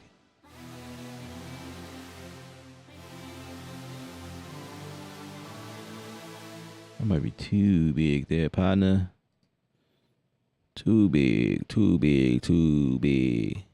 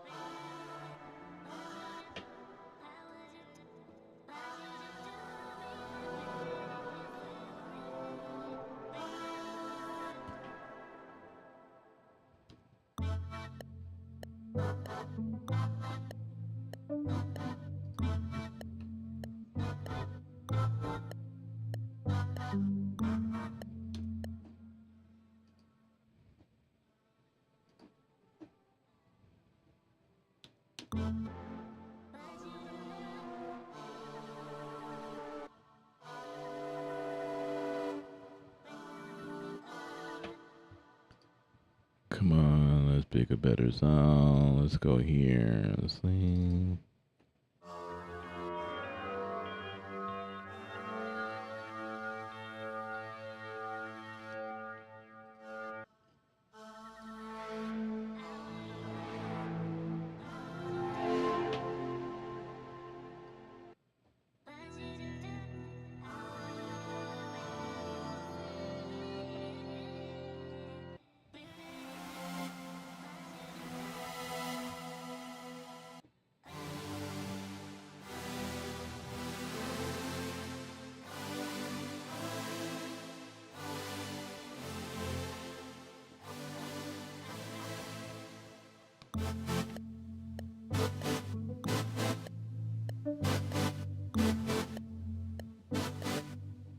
See, the notes are too low. I wonder. Let's just octave higher. If I'm gonna do that, I gotta take these notes out. Can't be doing like between notes like that, because it's not gonna work. That's what's happening.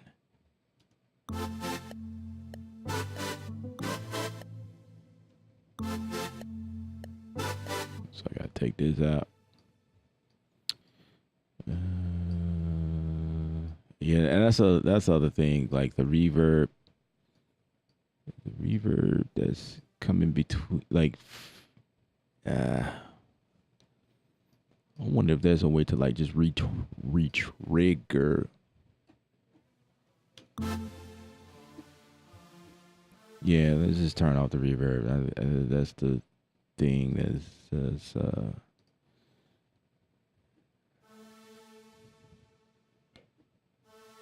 the reverb in here is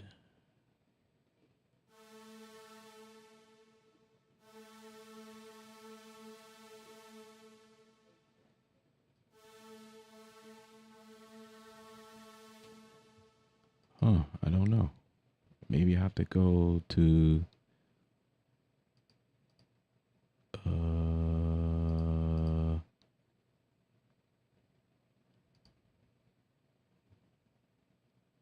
oh, here's a reverb right here.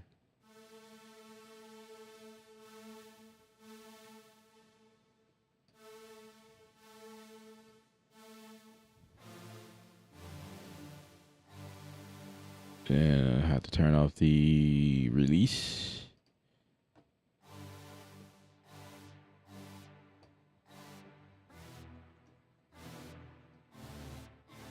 Yeah.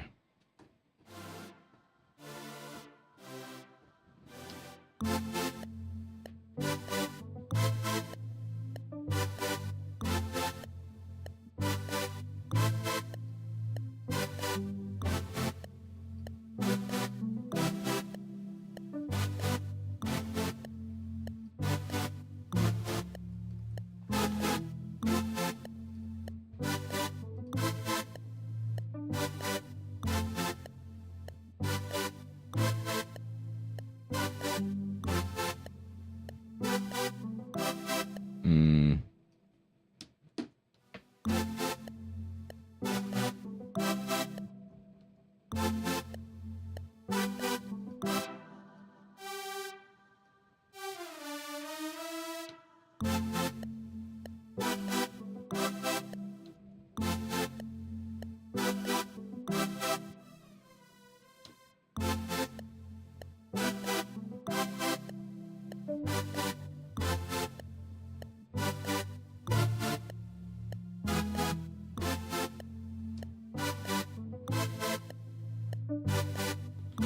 You know what I'm saying? Like that might work.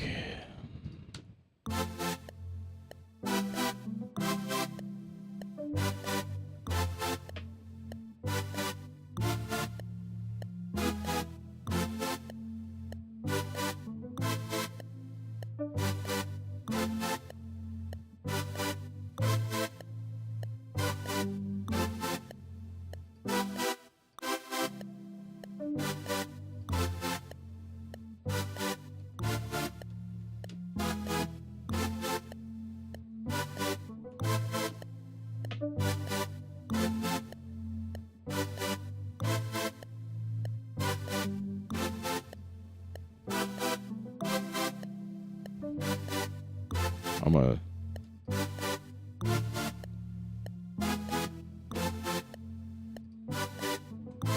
mute these.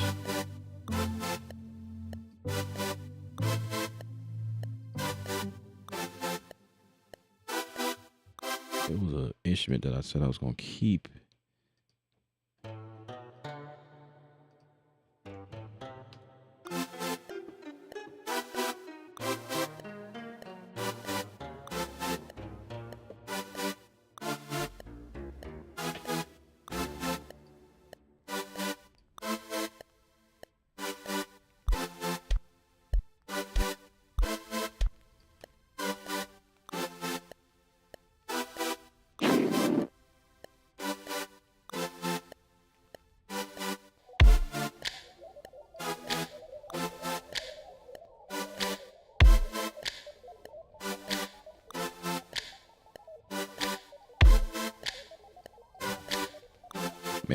Maybe it'll work. Take this one out. Actually, I did the opposite of what I showed y'all. I could just repeat that. I come back up in here.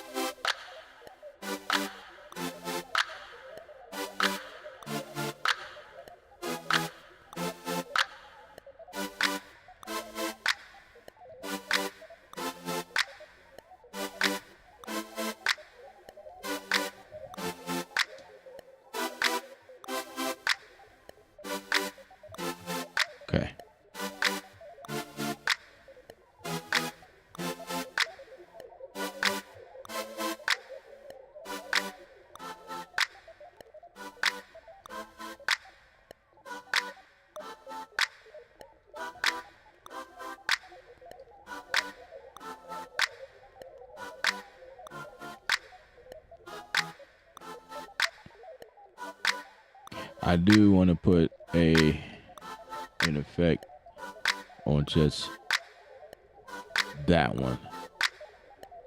So on the you know what I mean? Like that.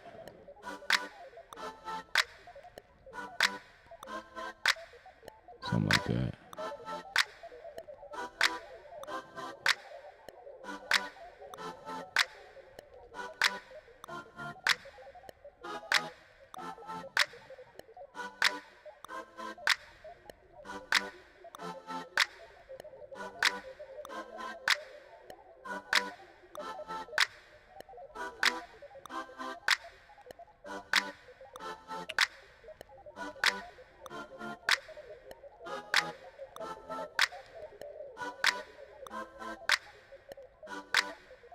Maybe, I don't know.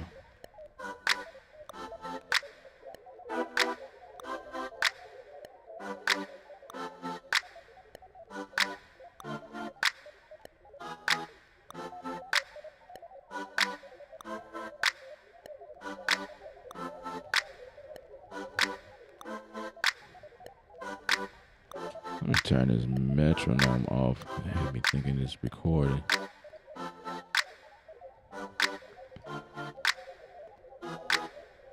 And then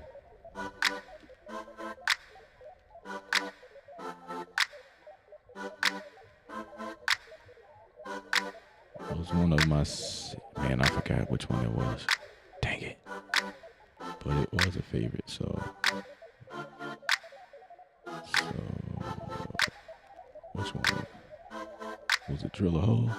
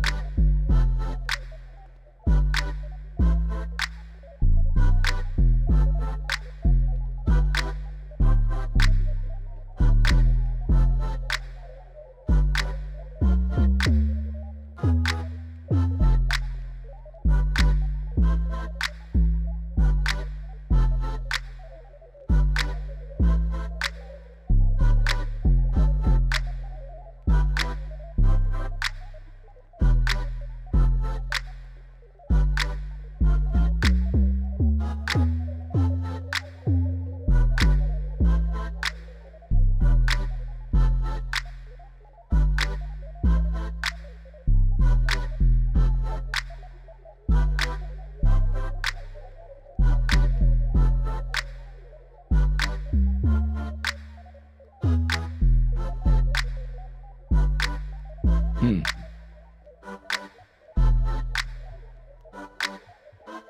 3, 4. Now we in the using the regular record feature because we recording straight to the arranger. So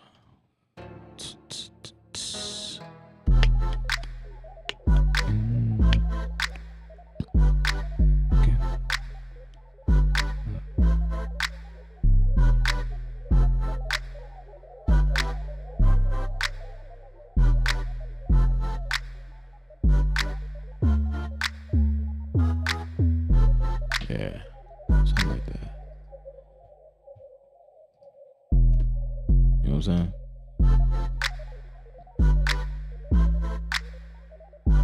What's up for sale? What's happening, bro?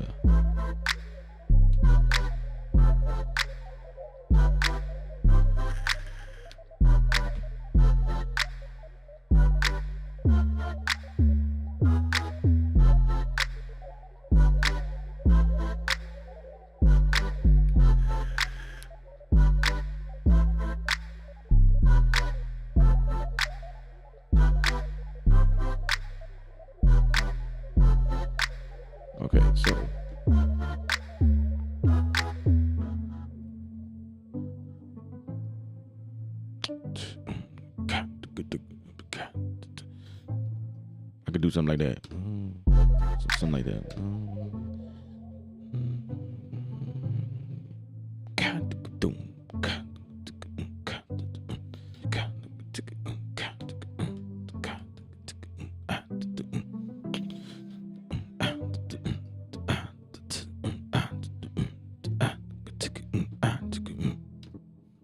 You know what I'm saying? So now we're getting into it. If y'all have any more questions, let me know. Let me know. Let me know. Back the doom.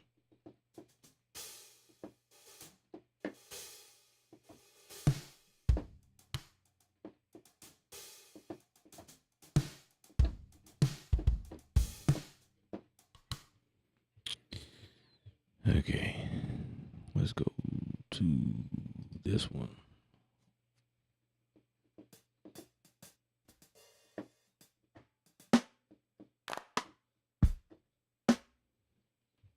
Need more of a pop kit.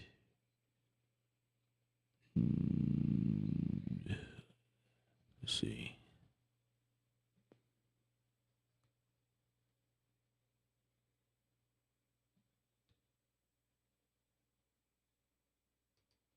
See if that will work.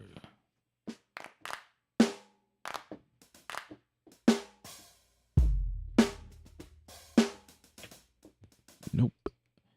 No.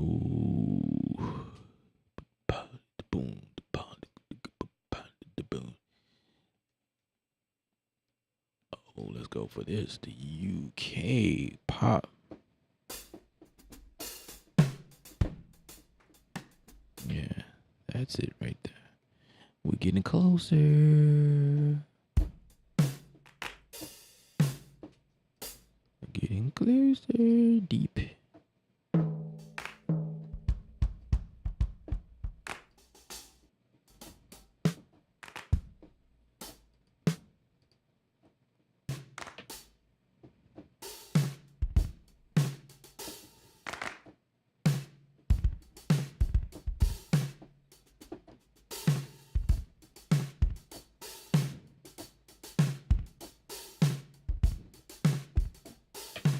Let's see if that work. It might work.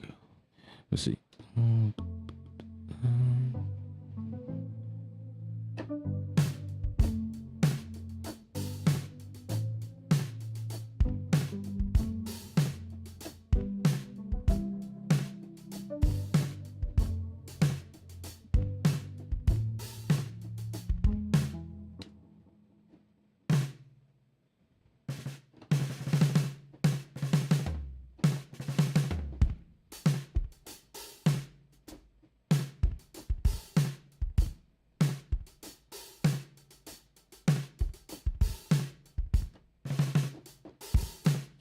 All right.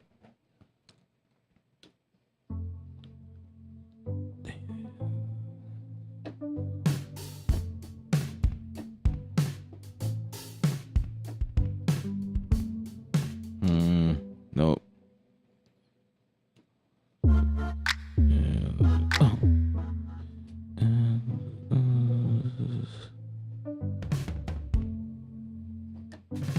Okay, let me see. Let's do it again. 4, 2, 3.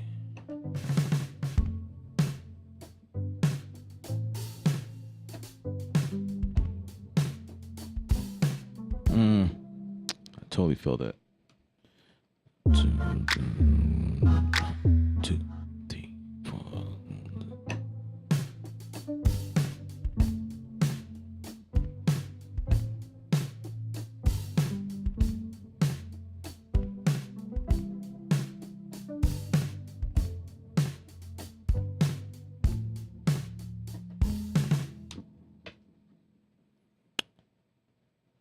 Right here.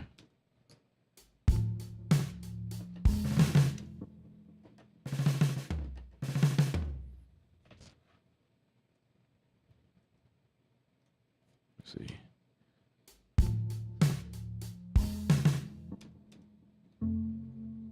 So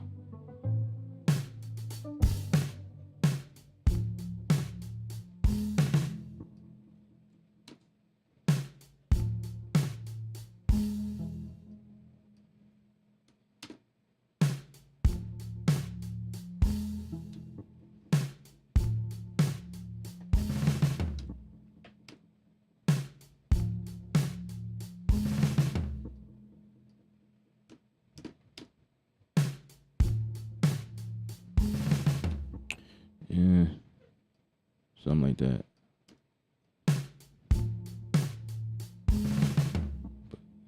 Get the rest of these. Wait. Oh, okay. All right. Okay, so where's it starting from?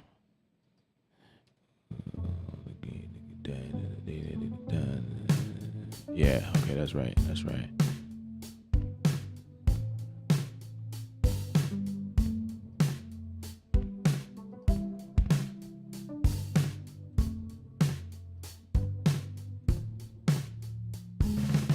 Mm.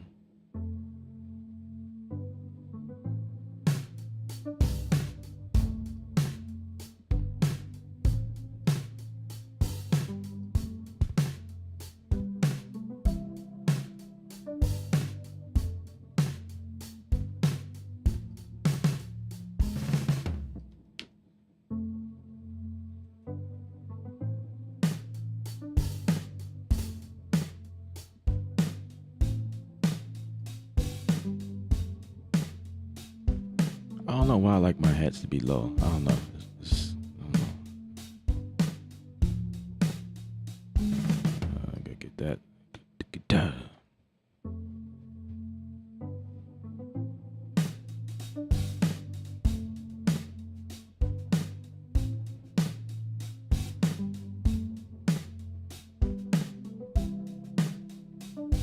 Okay, I like that.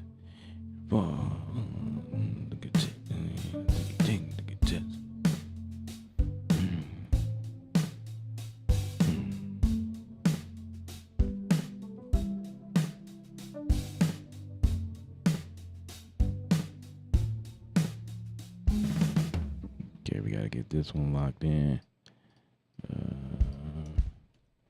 This note right there.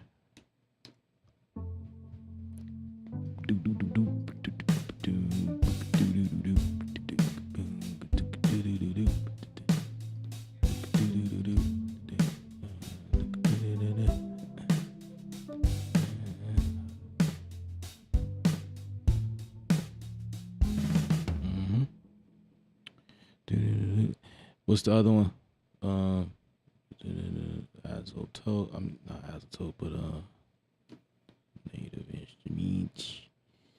So this one is made by native instrumentos. Cause I can't remember the name of Super 8. It's what I want. It's what I want. Do do do do do do do do.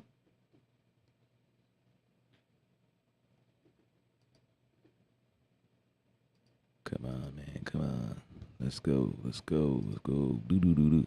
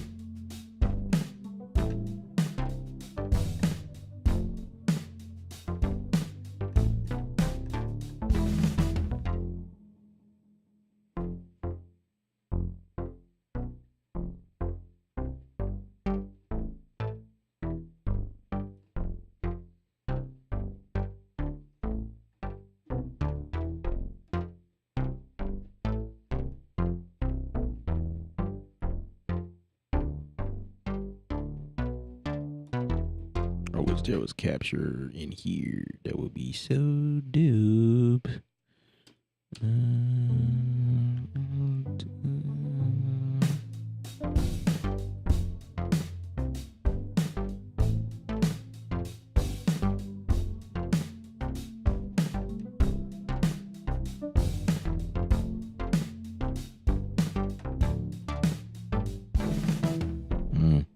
I took a different bass,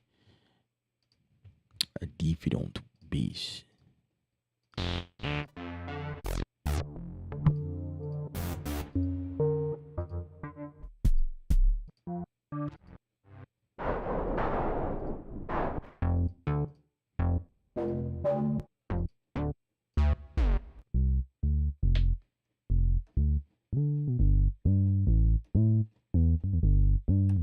Yeah, something like that.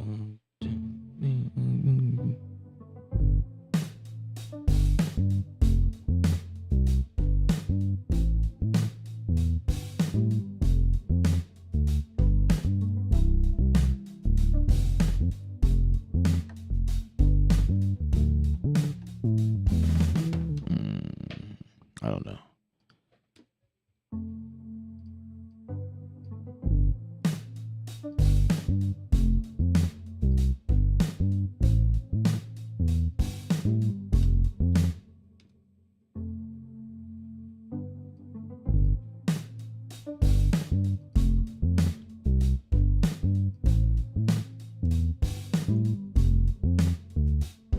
Do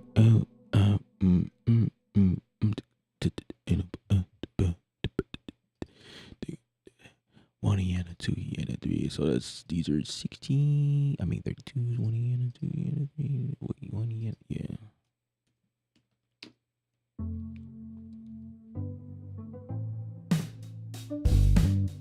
Oh, seriously, one.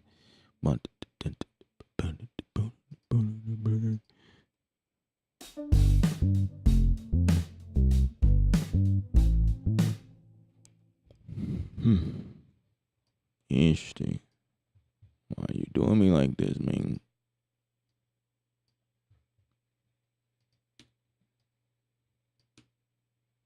Wow.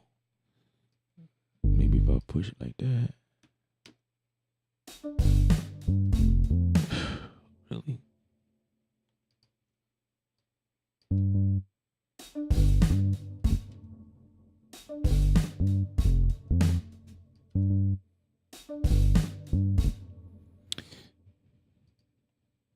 What is going on?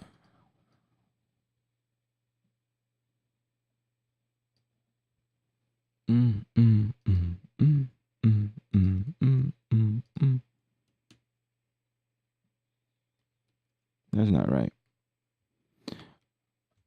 Oh, could be because of what's going on in here.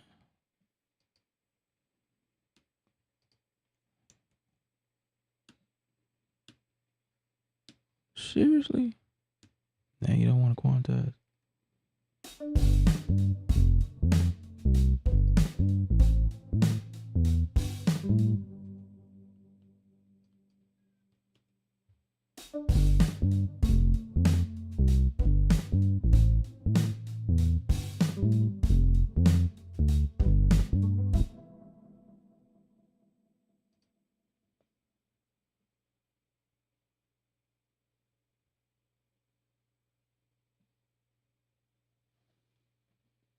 Sometimes it still gets annoying.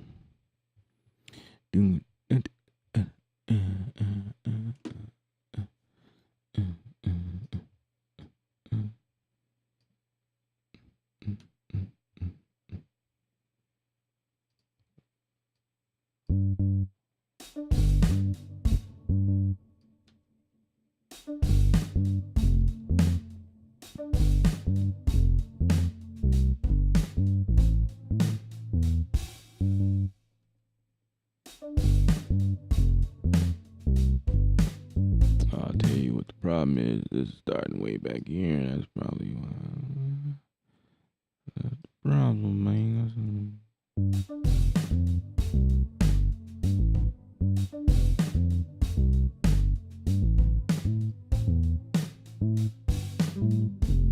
That's the reason. Put this right here. Let's get all of these. So.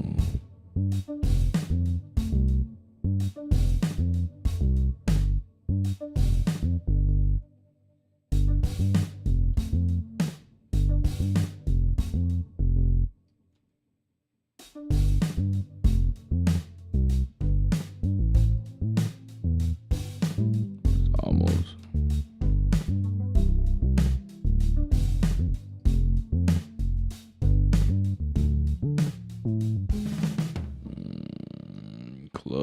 Close, my friend.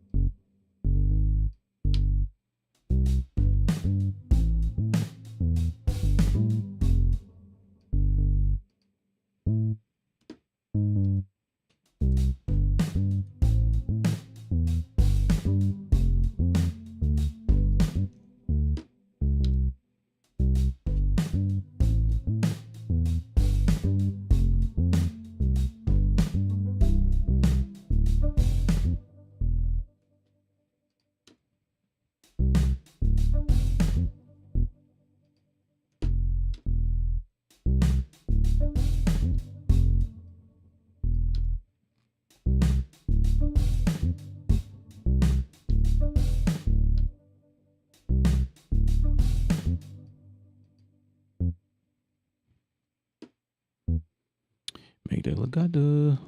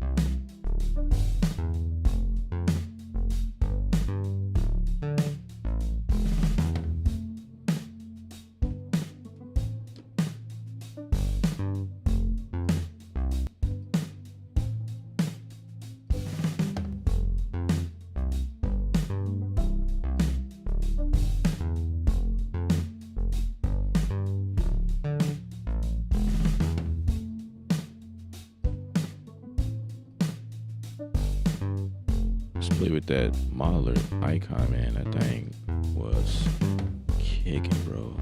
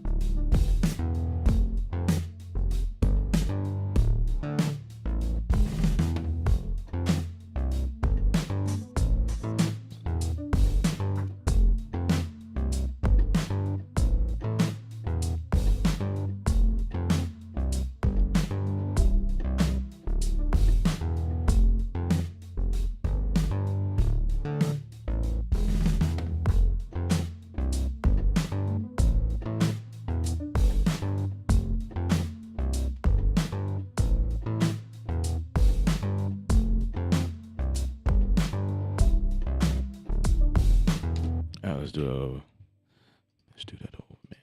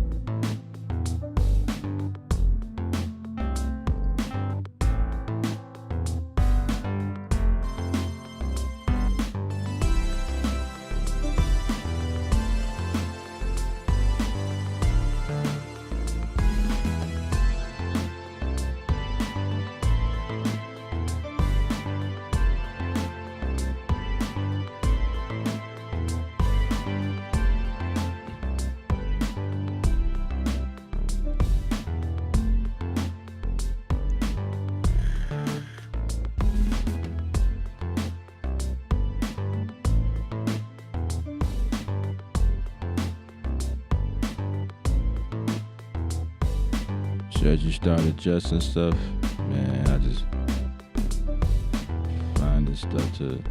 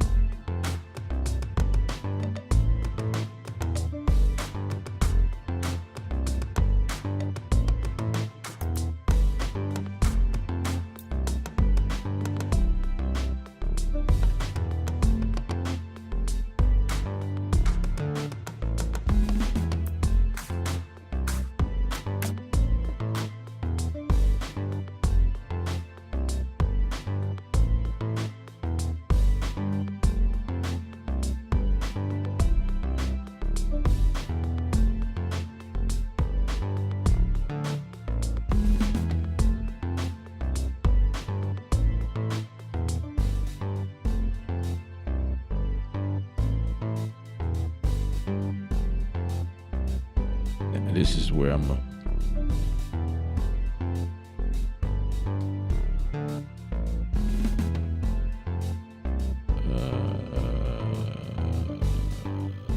bounces in place.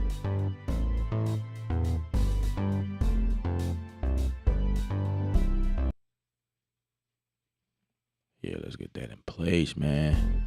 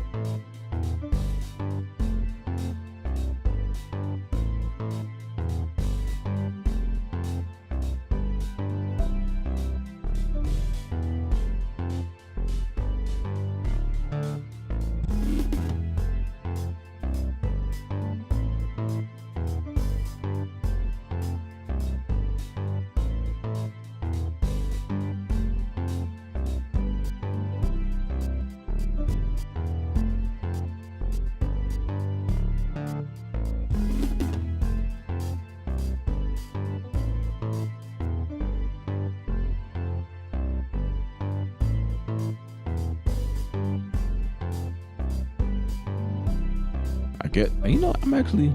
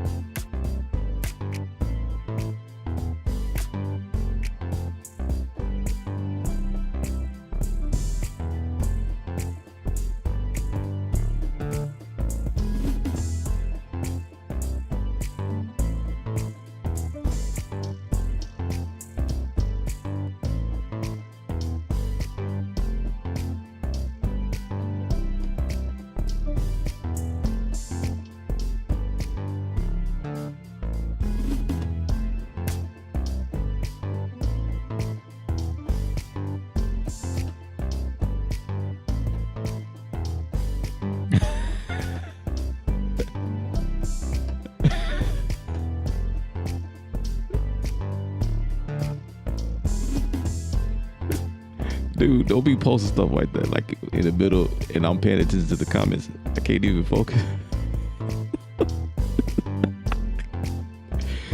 You sound so happy at 11:30 p.m. at night, right? Like, I'm trying to go to bed, man. Play something moody. I'm ready to get up and have a day, right? Like, start my next day.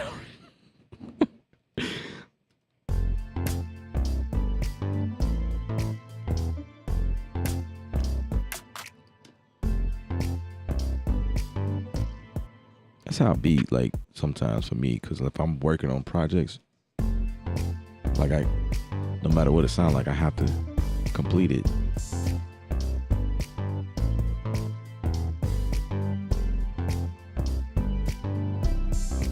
Yeah, it does sound happy. You are right. And you know, I usually don't create stuff like, well,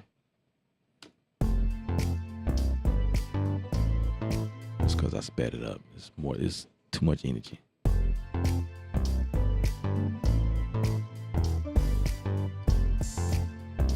Yeah. I ain't even really feeling that. Well, let's put it back. I may.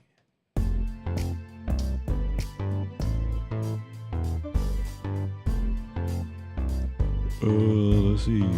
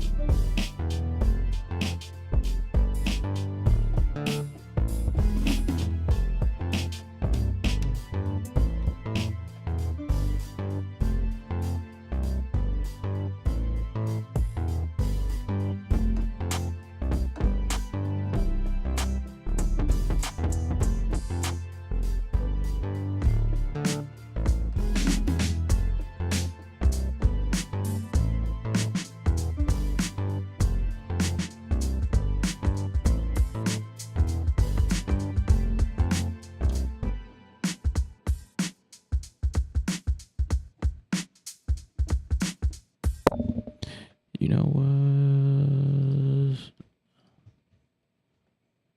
Let me save this. Like, dude, 3 hours and you ain't saved this yet. Yeah, be like that sometimes. I could do that in Bitwig, you know. That's kind of like one of those things. I just kind of let my hair go. I shouldn't do that. Ba-doop, doop, cop, doop.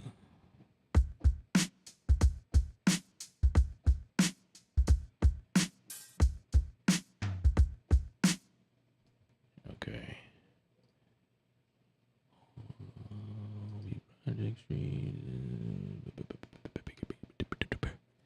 Um.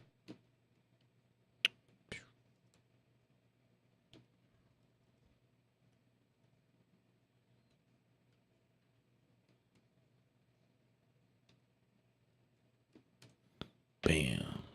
Let's call it that. Let's go to a new one.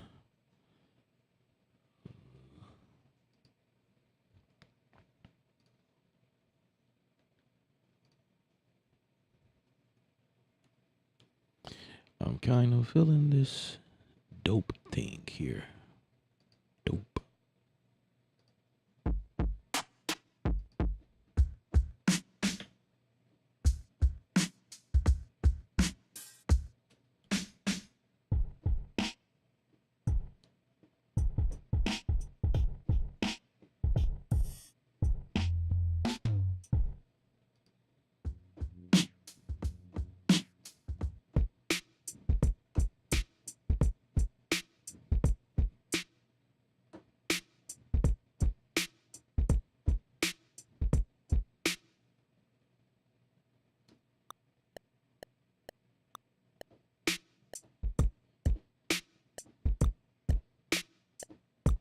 Nope. Let me get the tempo right. 1, 2, 3, 4.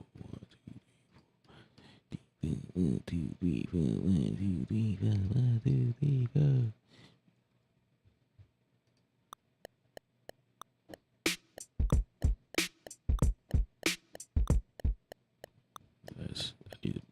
180. Essentially, it's 90 BPMs actually is what it is.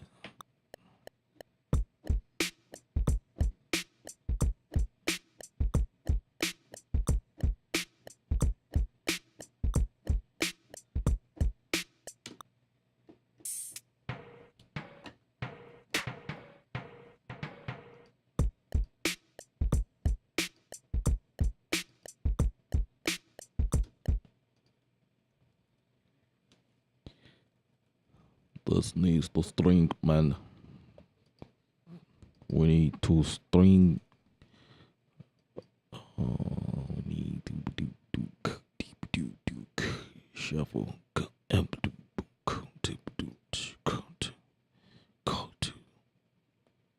50%.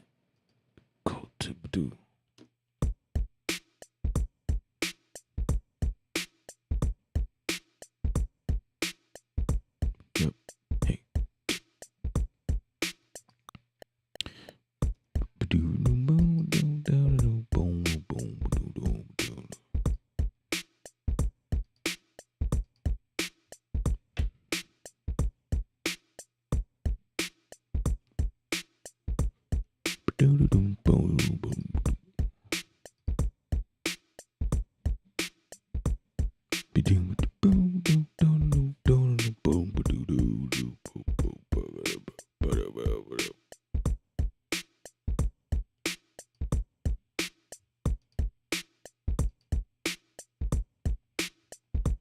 Are you serious?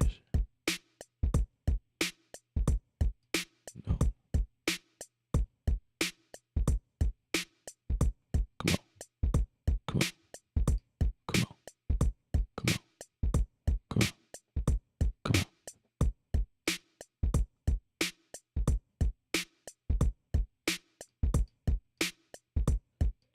Actually.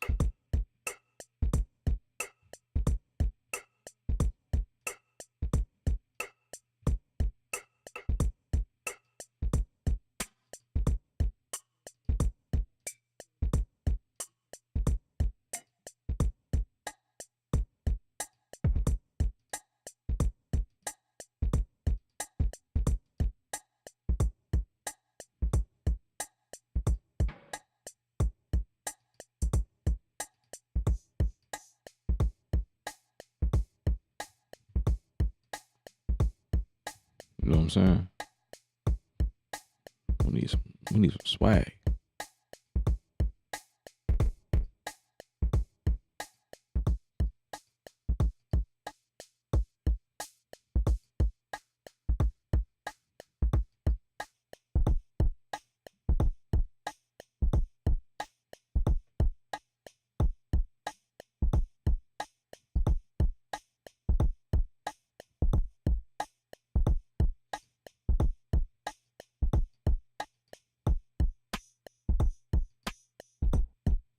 Dang.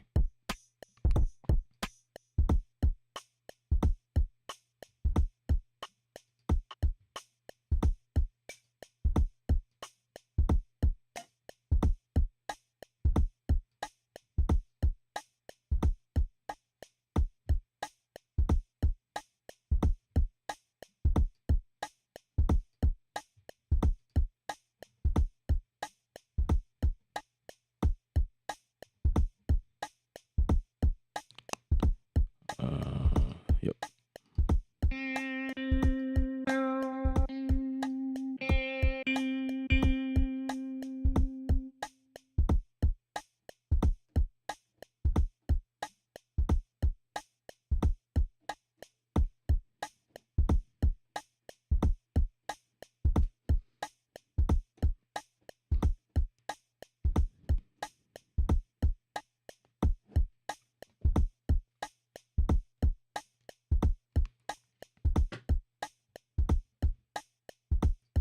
While that's loading, let's see if I can find something else.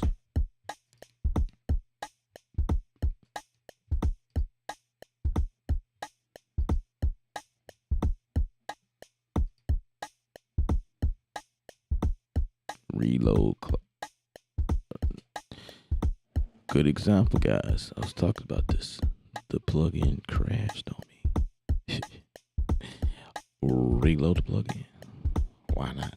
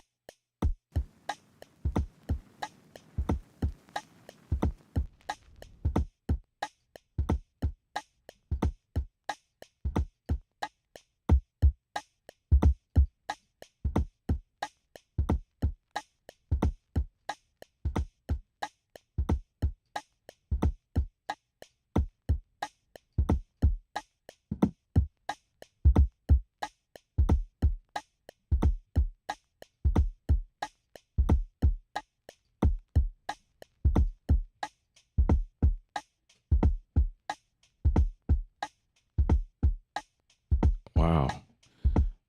Um,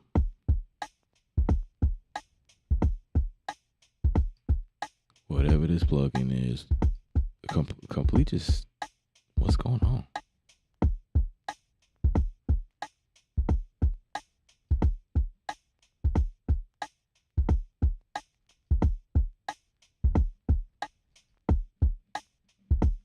Maybe the VST3 is crashing, but I'm pulling the VST2.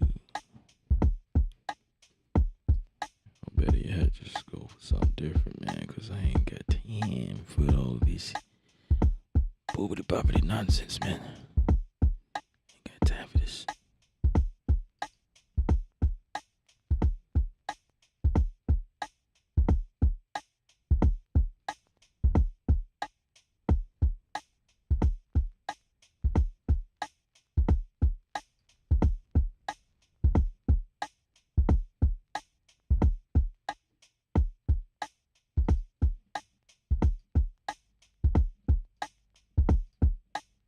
Let's try it again.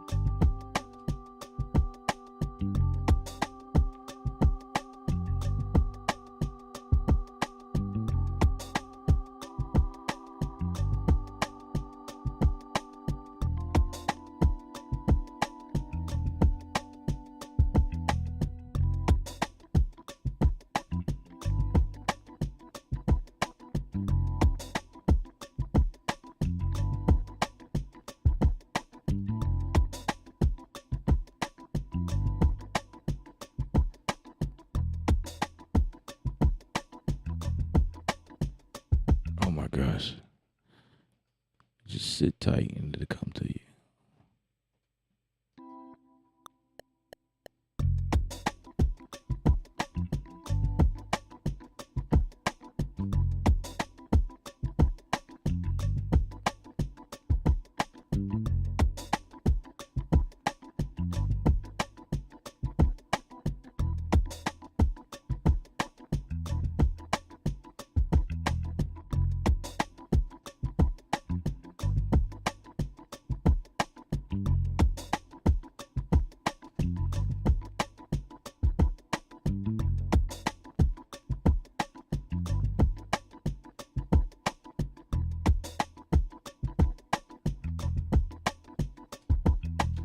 I like the second round better.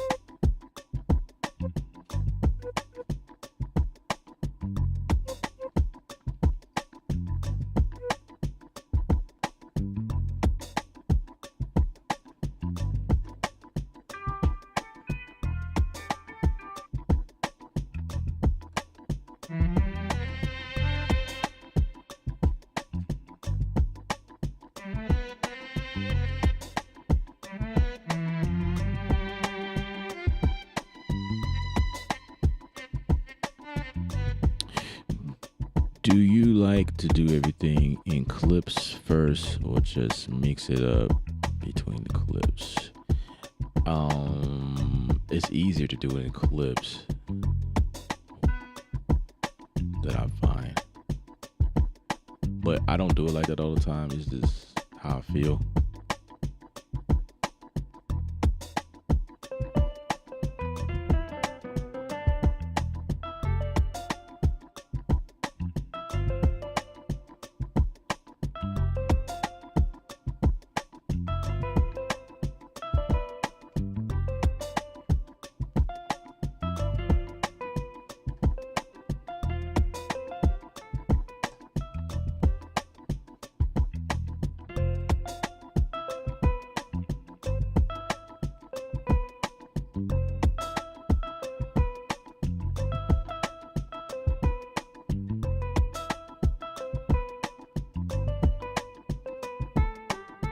Yeah. So like as I'm building this section, it's almost like what you would do in the range window when you put a loop in that section. So instead of doing that, I feel like it's easy to do it in clips because when I'm ready to like duplicate and stuff like that, bam.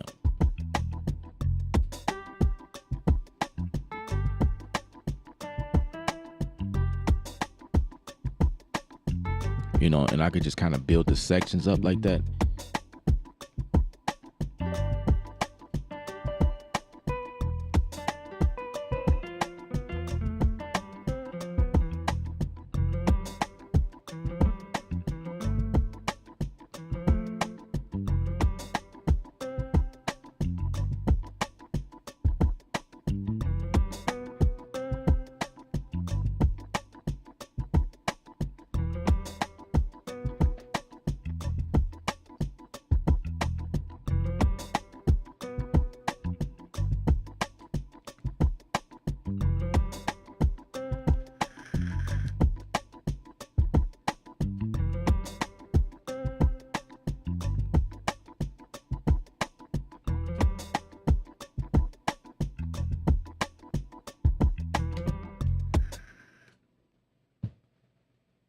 Yeah, that's just the workflow that I like. I enjoy doing it this way, you know.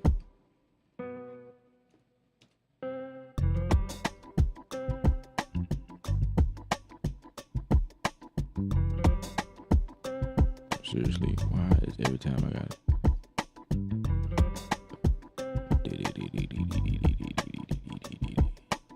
Oh, that's why.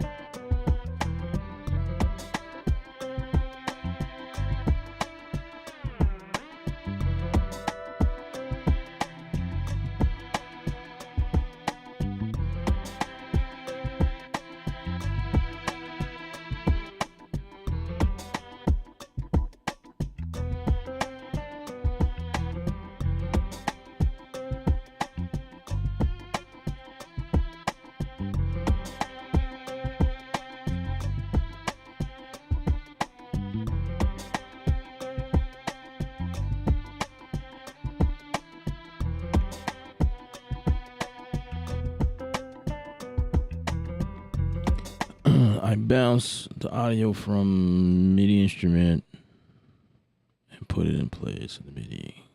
I thought that was so cool that they kept it on the same. Yeah. Each track can read audio and MIDI. Yep.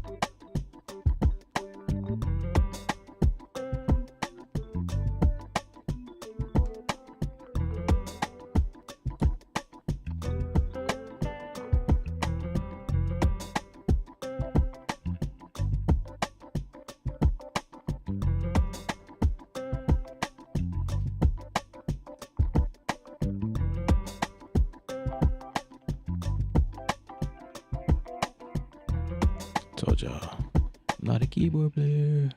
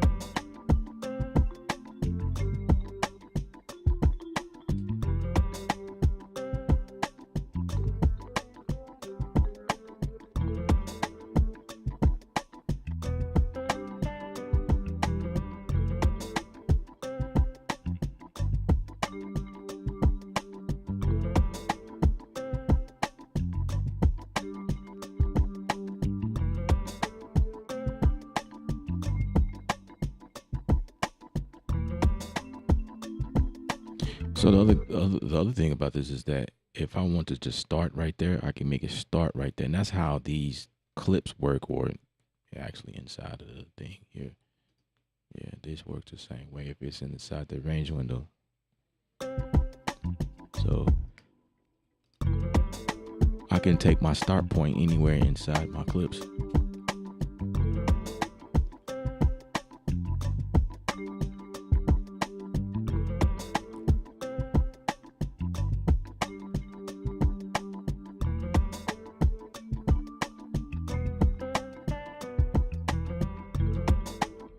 You know what I mean? I can start it in the middle, and then it can just loop from the top.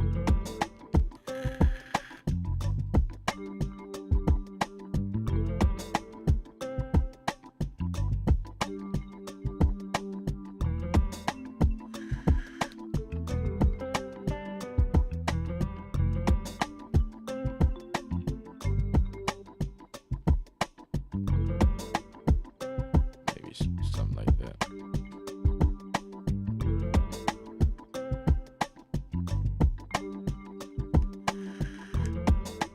So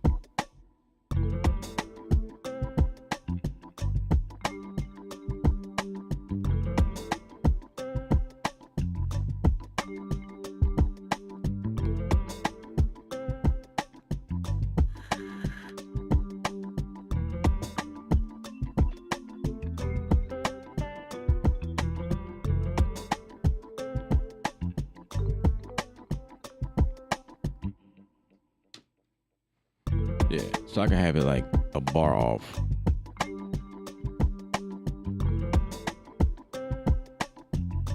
Well, 4 bars off actually.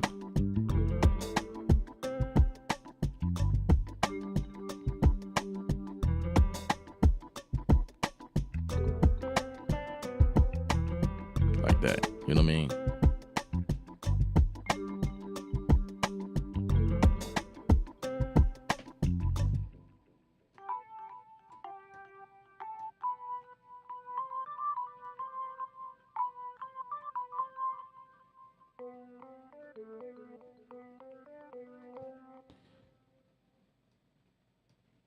So I'll just do that over again.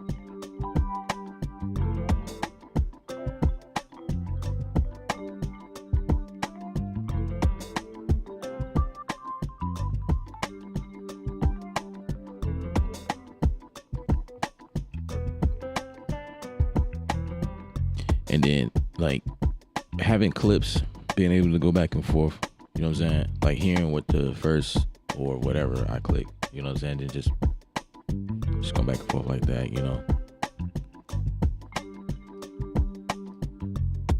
You know what I'm saying? Because this could be like my verse. Let's call it verse. And then this could be like, I don't know, chorus. Oh, snap.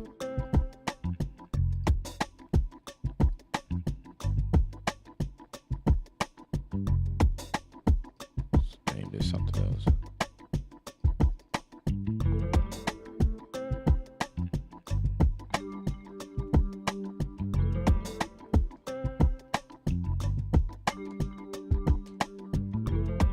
And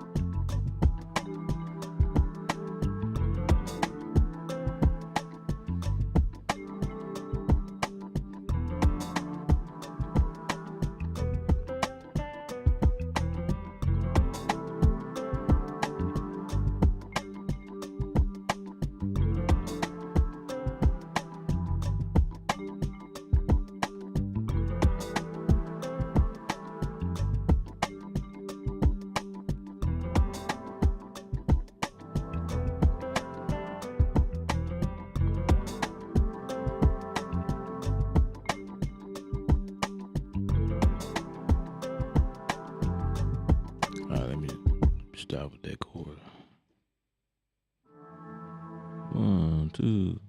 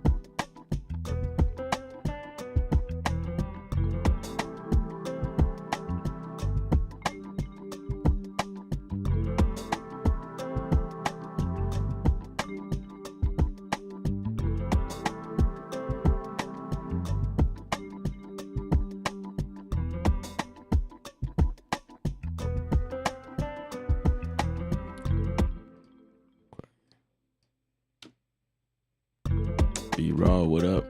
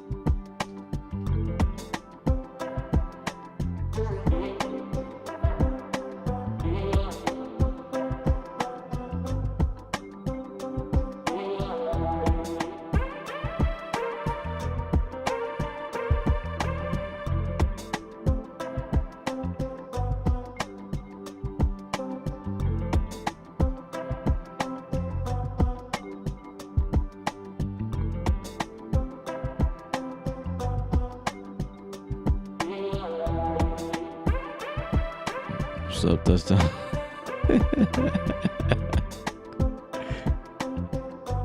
Yeah, I'm still here.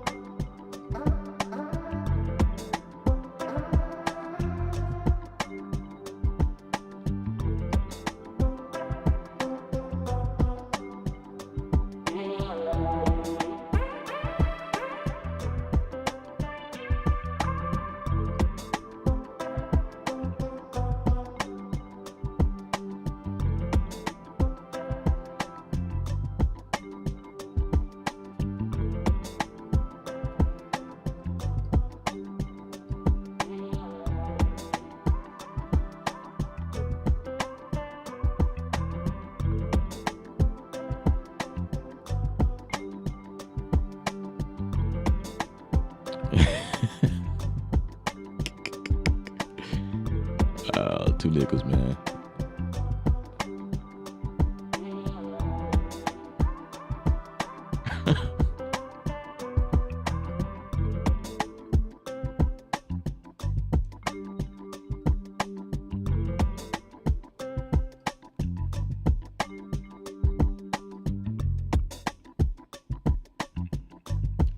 So 803, if you still on, this is one of the things that I like about doing things this way.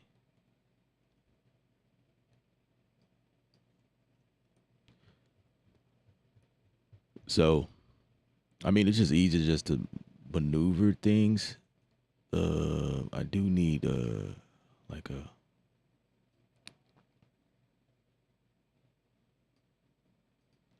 intro something, so I could just do stuff. It's almost like having a scratch pad, so to speak. Like have like an area to do several variations of what you're doing, and then it feels real good when you start to record it in. Like you could just play it. So let me see what this sounds like first.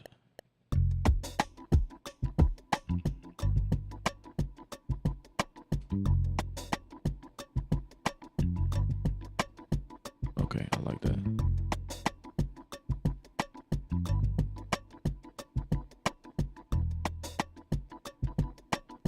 Okay, I like that. Let's start with that. See, check this out. This is how this is gonna work. So when it's time to record, it's just a vibe.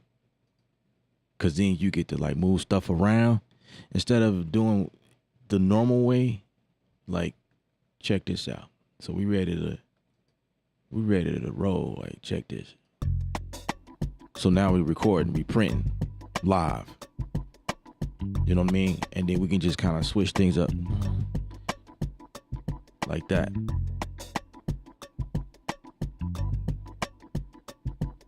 I think you can do the same thing in Ableton.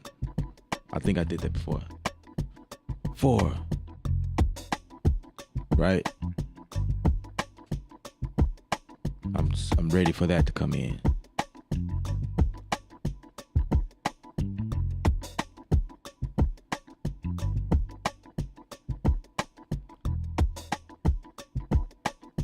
And then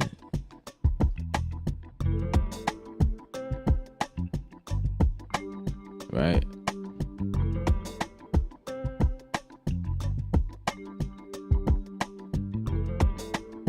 And then I think after this, I'm gonna go back to the verse. You know what I'm saying?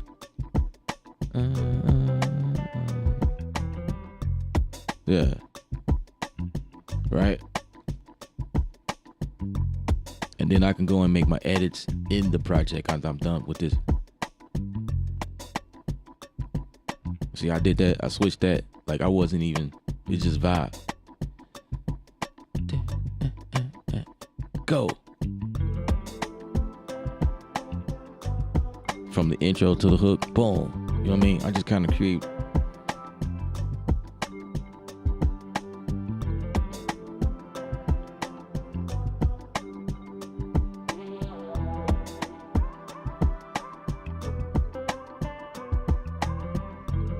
Yeah, I wanted to repeat.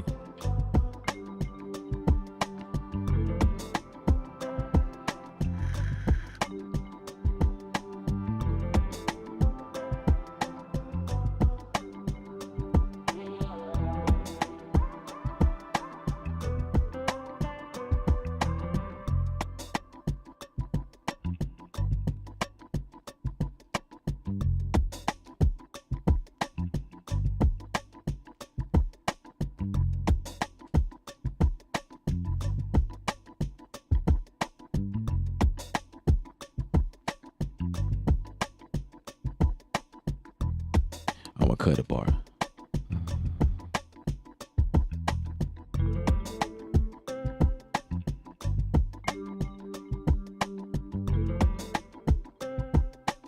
And then when you do it this way, you can kind of break the rules a little bit, because that's where songs these days are going.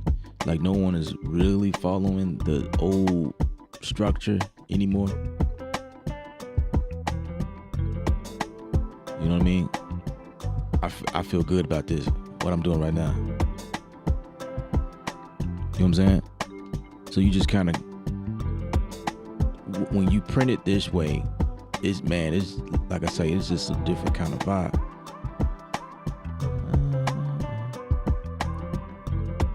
Instead of like, boom, boom, boom, boom. But some songs gotta follow the normal workflow.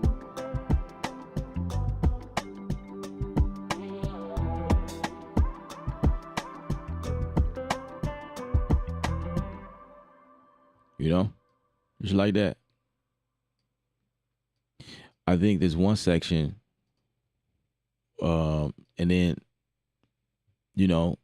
once I'm done with the clips, I'm gonna activate my arrange window. I'll get rid of the clips. I no longer need it no more. Now we're in the window, and now we working from here, and we making our changes. You know what I'm saying? And that's when we polish things up. I can add more instruments if I want to. Change the length or whatever. But I think with this one, I'm feeling like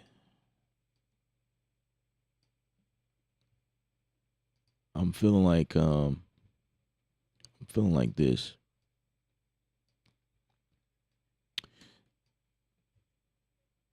Cause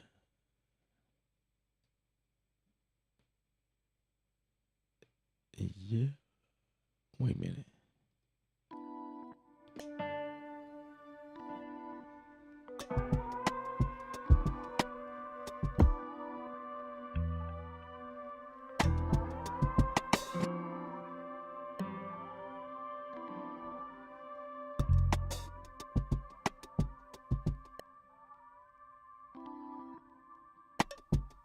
Oh. Somehow. Let's delete that, man. I don't even know what was going on right there. My tempo changed for some reason.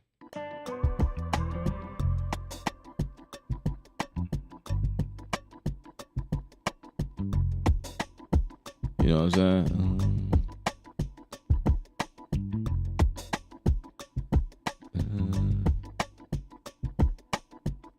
Yeah, I like that.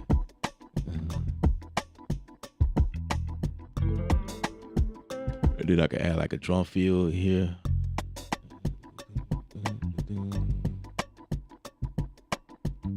But I think what I'm gonna do here is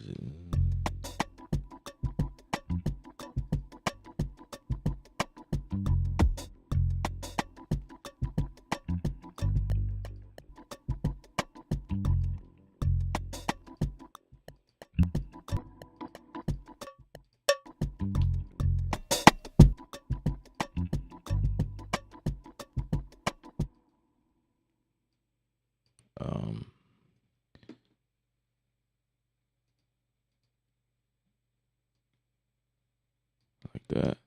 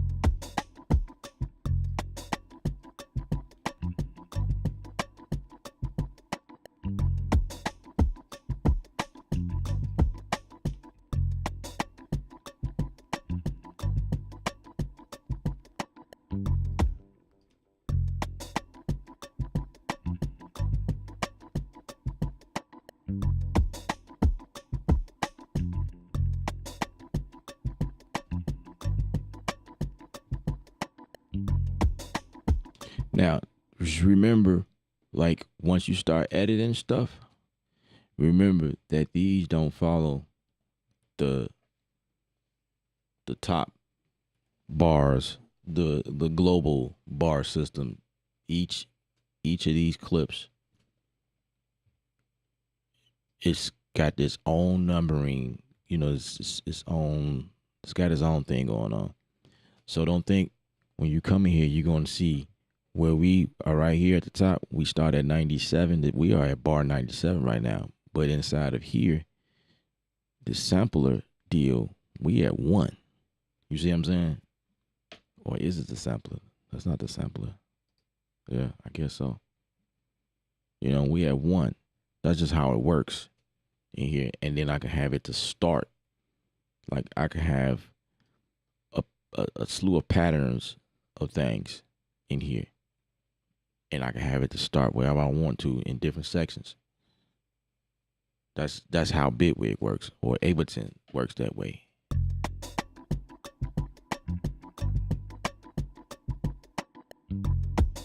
Okay, so we're gonna get this B3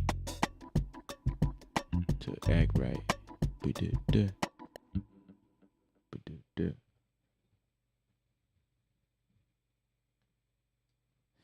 Do-do-do.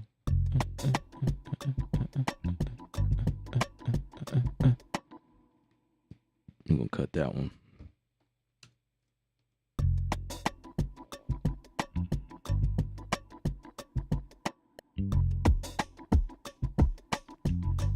I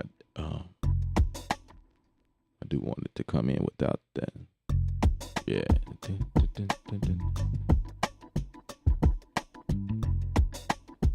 There we go.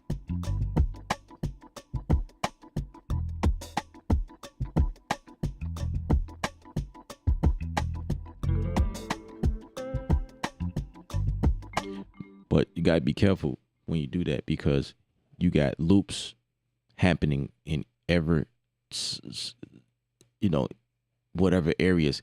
So when you recording clips in like this, anytime you see like these dotted lines, it's just looping, and I'm sure you know that. But yeah, it's just looping, and you make a change to anything, like say like you want to just make a change in the beginning, you're gonna first need to right click and consolidate that to make this a full clip before you do that, because you know, say like you erase the first notes and you got this thing looping, you know, it's gonna erase the first notes each time after that loop. That's just kind of how it works. This type of workflow is the same when working a machine. That's pretty much what it is. Like the machine works the same exact way. Like if you have a section, say like you have 4-bar section, and you have something in there that you want to just repeat only 1 bar. So that means it's duplicate. I mean, not duplicate, but it is, yeah, essentially is looping 1 bar for the duration of the entire session. So that means it's looping it 4 times because that's how big the session is. So that's kind of how this works. Is looping over and over and over and over because that's how it came out in the clips. Because there were certain sections in the clips where I only had something looping for 4 bars. There was something in there for 8 bars. I probably had something there for 2 bars. So it's like it's different loop points in each track. I was doing something different. But as long as you know that, then you can become very powerful in your movements, you know. So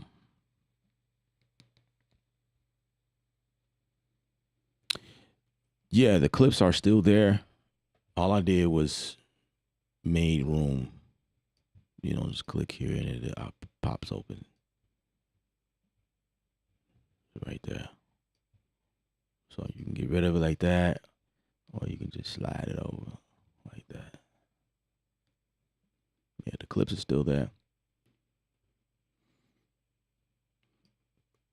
And you can come back in and still mess with the clips, you know. Say like you got something else you want to bring in and just to see what it sound like. That's the power of this here. You know what I'm saying? Like I can have a clip going at the same time as the session.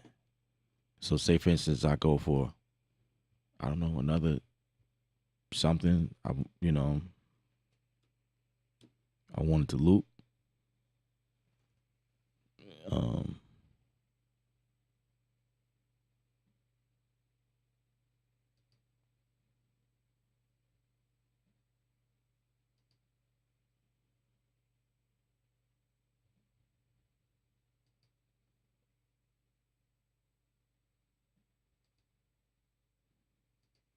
Maybe I should have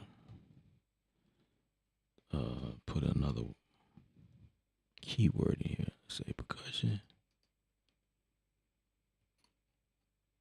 This thing is just only giving me.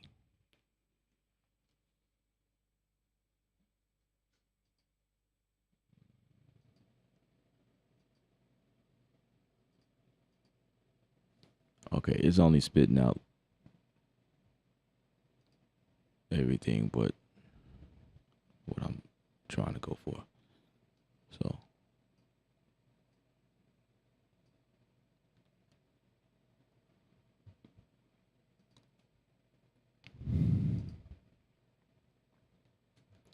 let me get my browser back, man. Give me that browser back.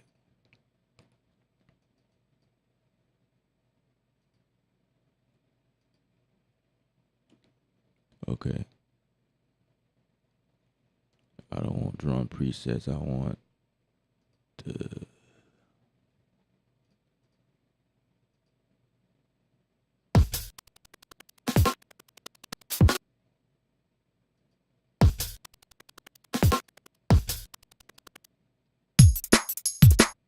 I'm not sure what it was doing at first.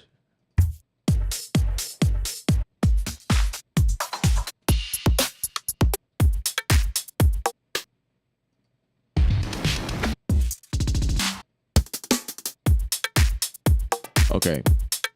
For the sake of the tutorial, right? I'm gonna throw this in a clip.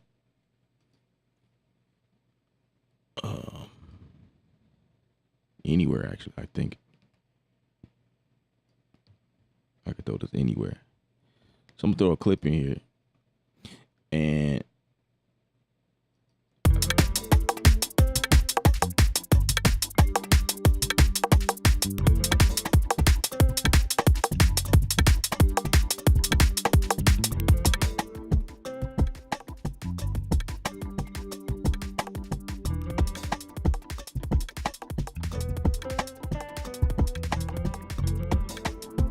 you know what I'm saying? I mean, it's not what I would do. I mean, that's not the right clip for what I'm. Let's change this so I can loop correctly. There we go. You know what I'm saying? It's almost like having a drum loop in the background. You know, just have that going. You know what I mean? Hit stop and come back to the top. You know what I'm saying? That's how clips and the Ranger window works together. Like you can so do it like that. So essentially, you can have anything just in the clip. Like if there's just something there, just to get you going. You know, to create something and then change it out and then create. You know, so like a metronome or stick or something like that. I don't know. stuff like that, man. You could do you could do whatever you want actually. Um, if that's 120, what if I take this up to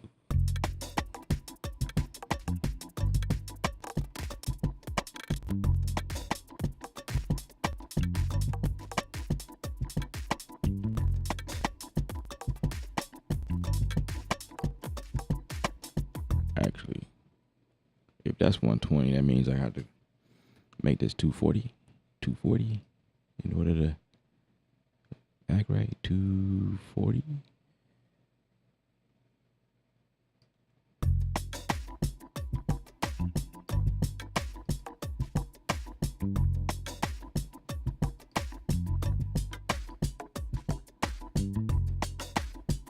You know, I mean, I'm not using that loop, but I'm just showing you, like, you know. So instead of throwing this in the project, because you don't want it in the project, you know, that's how this works, or a way is, you know, it's a way to use this. So let your head spin in the creative thought world. You know what I'm saying?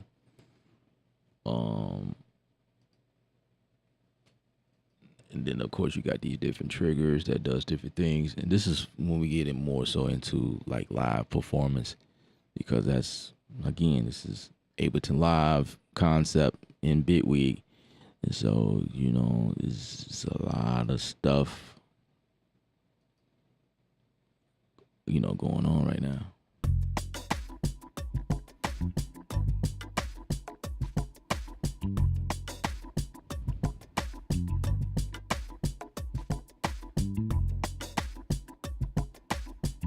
You know, something like that. I don't know.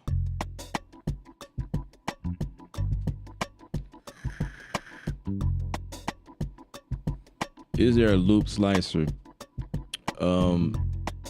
Yes and no. It's not. Now, this is what Ableton Live has over Bitwig. Bitwig has, like, in their sampler things, chopped according to the key. You know, when you get in and you're doing things like I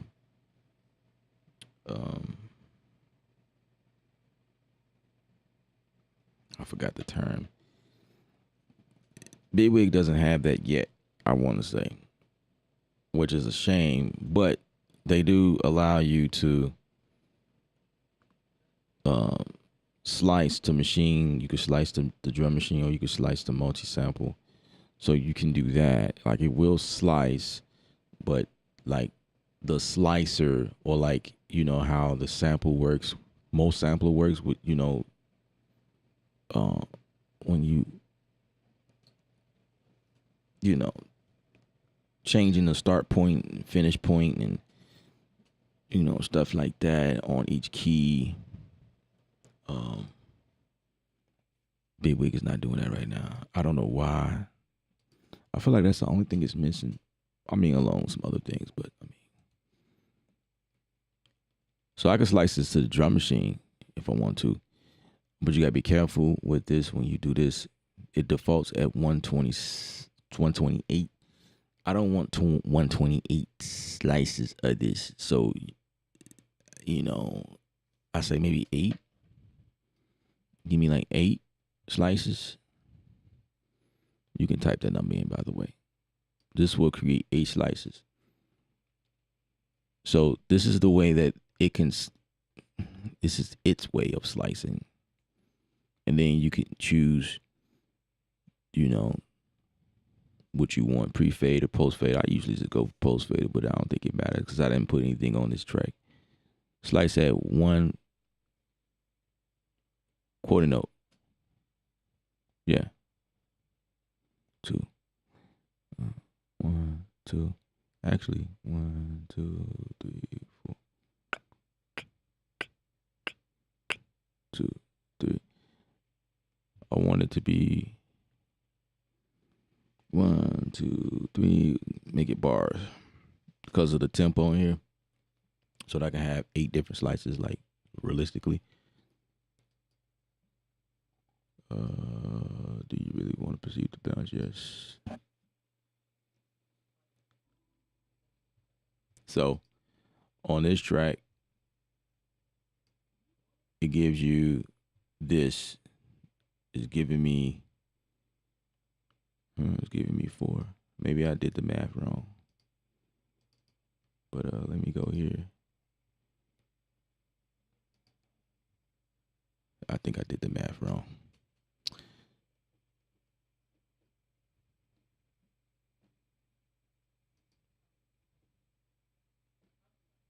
It didn't spit out anything.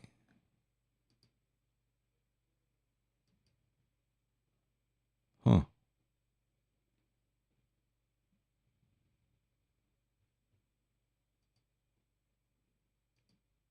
But as you can see what's happening, it's it's like you can only take a section on that pad.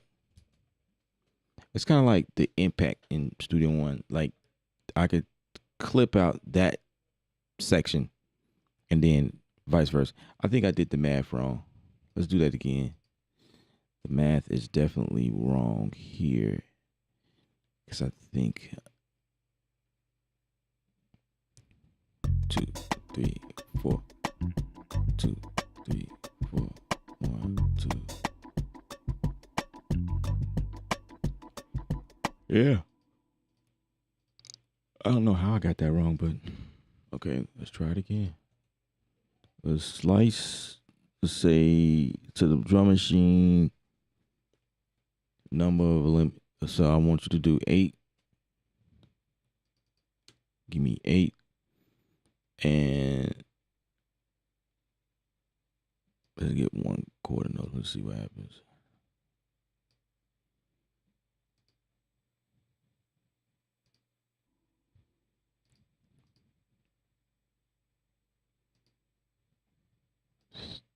Still ain't give me nothing. Dang. I did something wrong.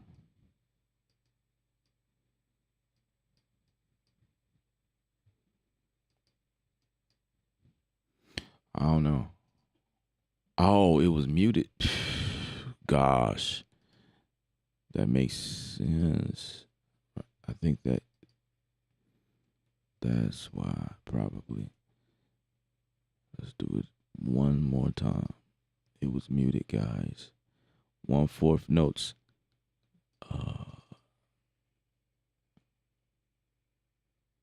Let's do it like that. 8 slices at 1/4. Okay. It was muted.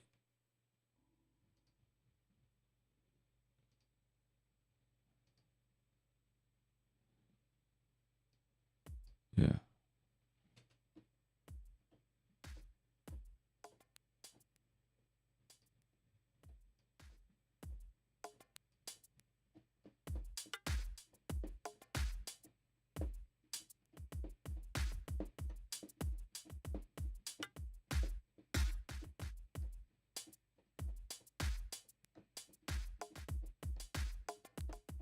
I mean, that's the only way you're able to slice anything in here. If you're okay with that, that's that's the only way you can do it. But it's not like Ableton where on one instance in you know what I mean, where you can actually you know set your slicer in between. Like it's supposed to be like 8 of these. You know what I'm saying? Like Machine does the same thing. Well, I mean, it does the same thing as Ableton.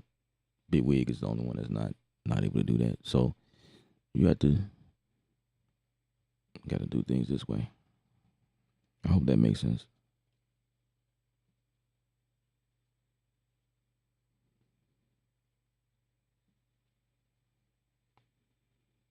Yeah, I mean, that is alternative ways is always one of those things that we all kind of adapt to, Whatever dog we're using, we always try to find ways to make our life easier doing things, alternatively.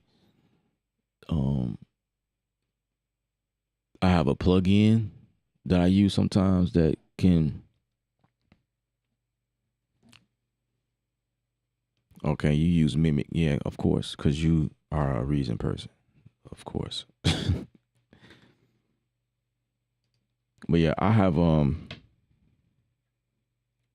momentum can do what I'm talking about. Like sometimes I use momentum to slice things properly. Oh my gosh, I gotta sign in and everything. What? Really? You gonna really make me do this?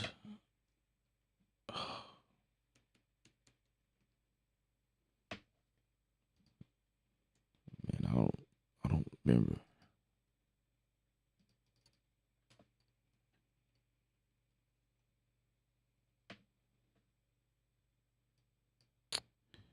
Man, can I just bypass?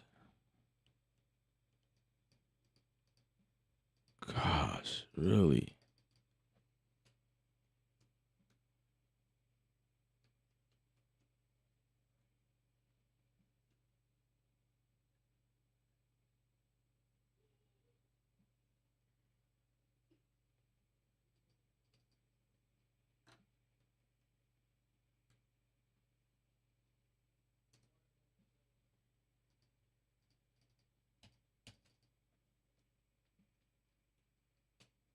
Maybe this thing needs to be updated because okay, wow, it took like 50 tries. Okay. So yeah, like you can't even drag from here. You have to drag from over here. I think. Wait, what is going on? Why don't let me do that, man? I think if I'm okay, let's see. That sucks. Oh, it did it. Okay.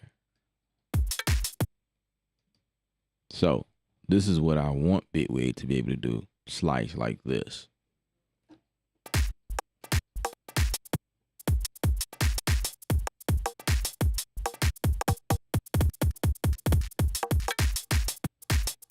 You know what I'm saying? That's what I want Bitwig to be able to do. So if I want to be able to do things this way, I'll do it this way. That's how I slice things up. But yeah, that's how it goes, bro. Let me save this project. I ain't even save it yet.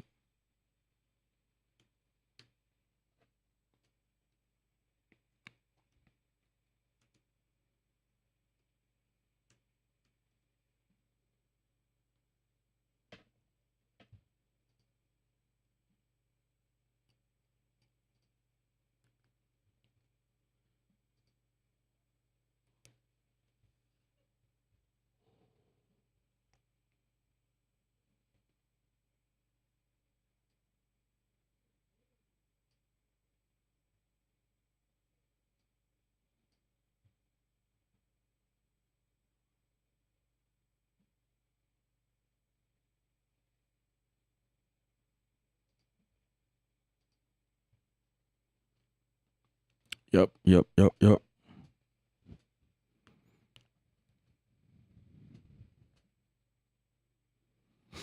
Yeah, momentum is from Big Fish, I think.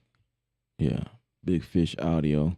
It's a free thing, I think. I believe it's free, and they make their money by these different things.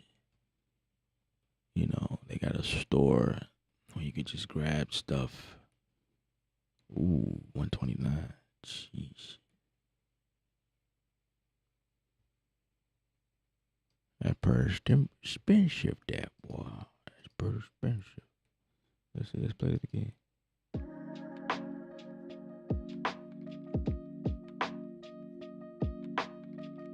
Hmm.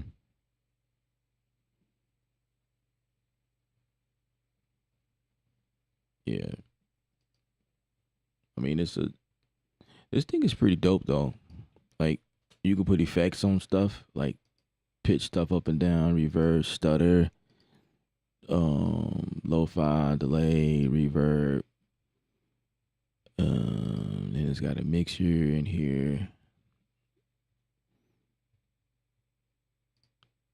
I mean, it's pretty decent.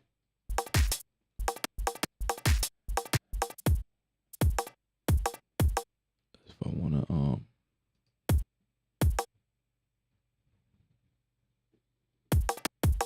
say I wanna put an effect on that.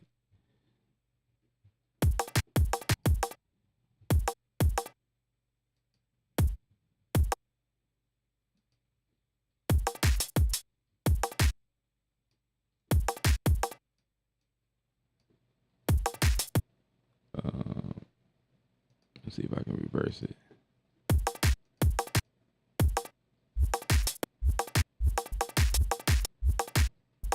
Yeah, it's crazy.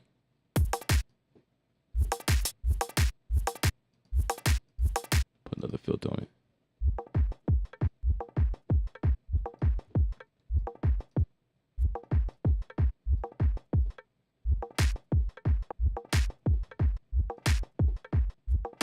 You know, this is another way to be creative, I guess.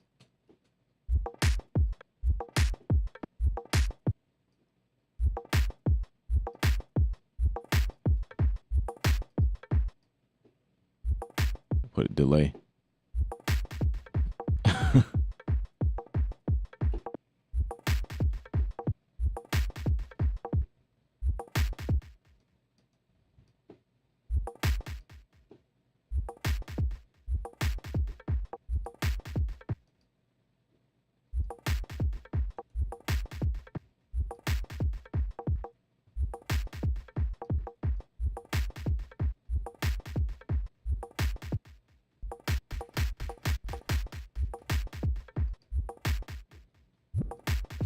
Change the pitch.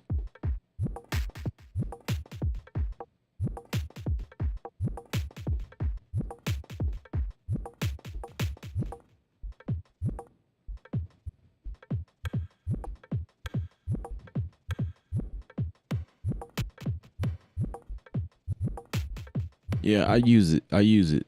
You know, not as often, but I've it's a part of my flow when I want to chop samples if that's what I'm doing, you know. So yeah, that's what I use. You know, it's easy. It's easy. Everybody has their own little tricks, right?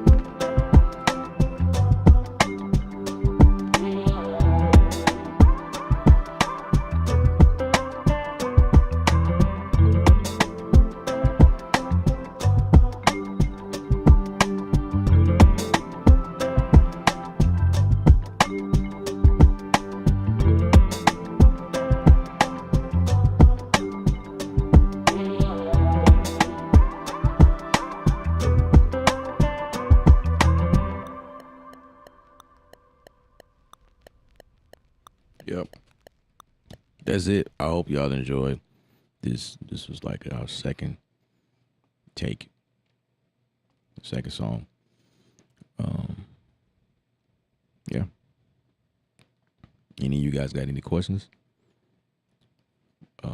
Just write them in the comment section. You know what I'm saying? I'm gonna play the song out. Peace out to you guys. Remember, lifestyle is governed by art. All right. See y'all on Discord.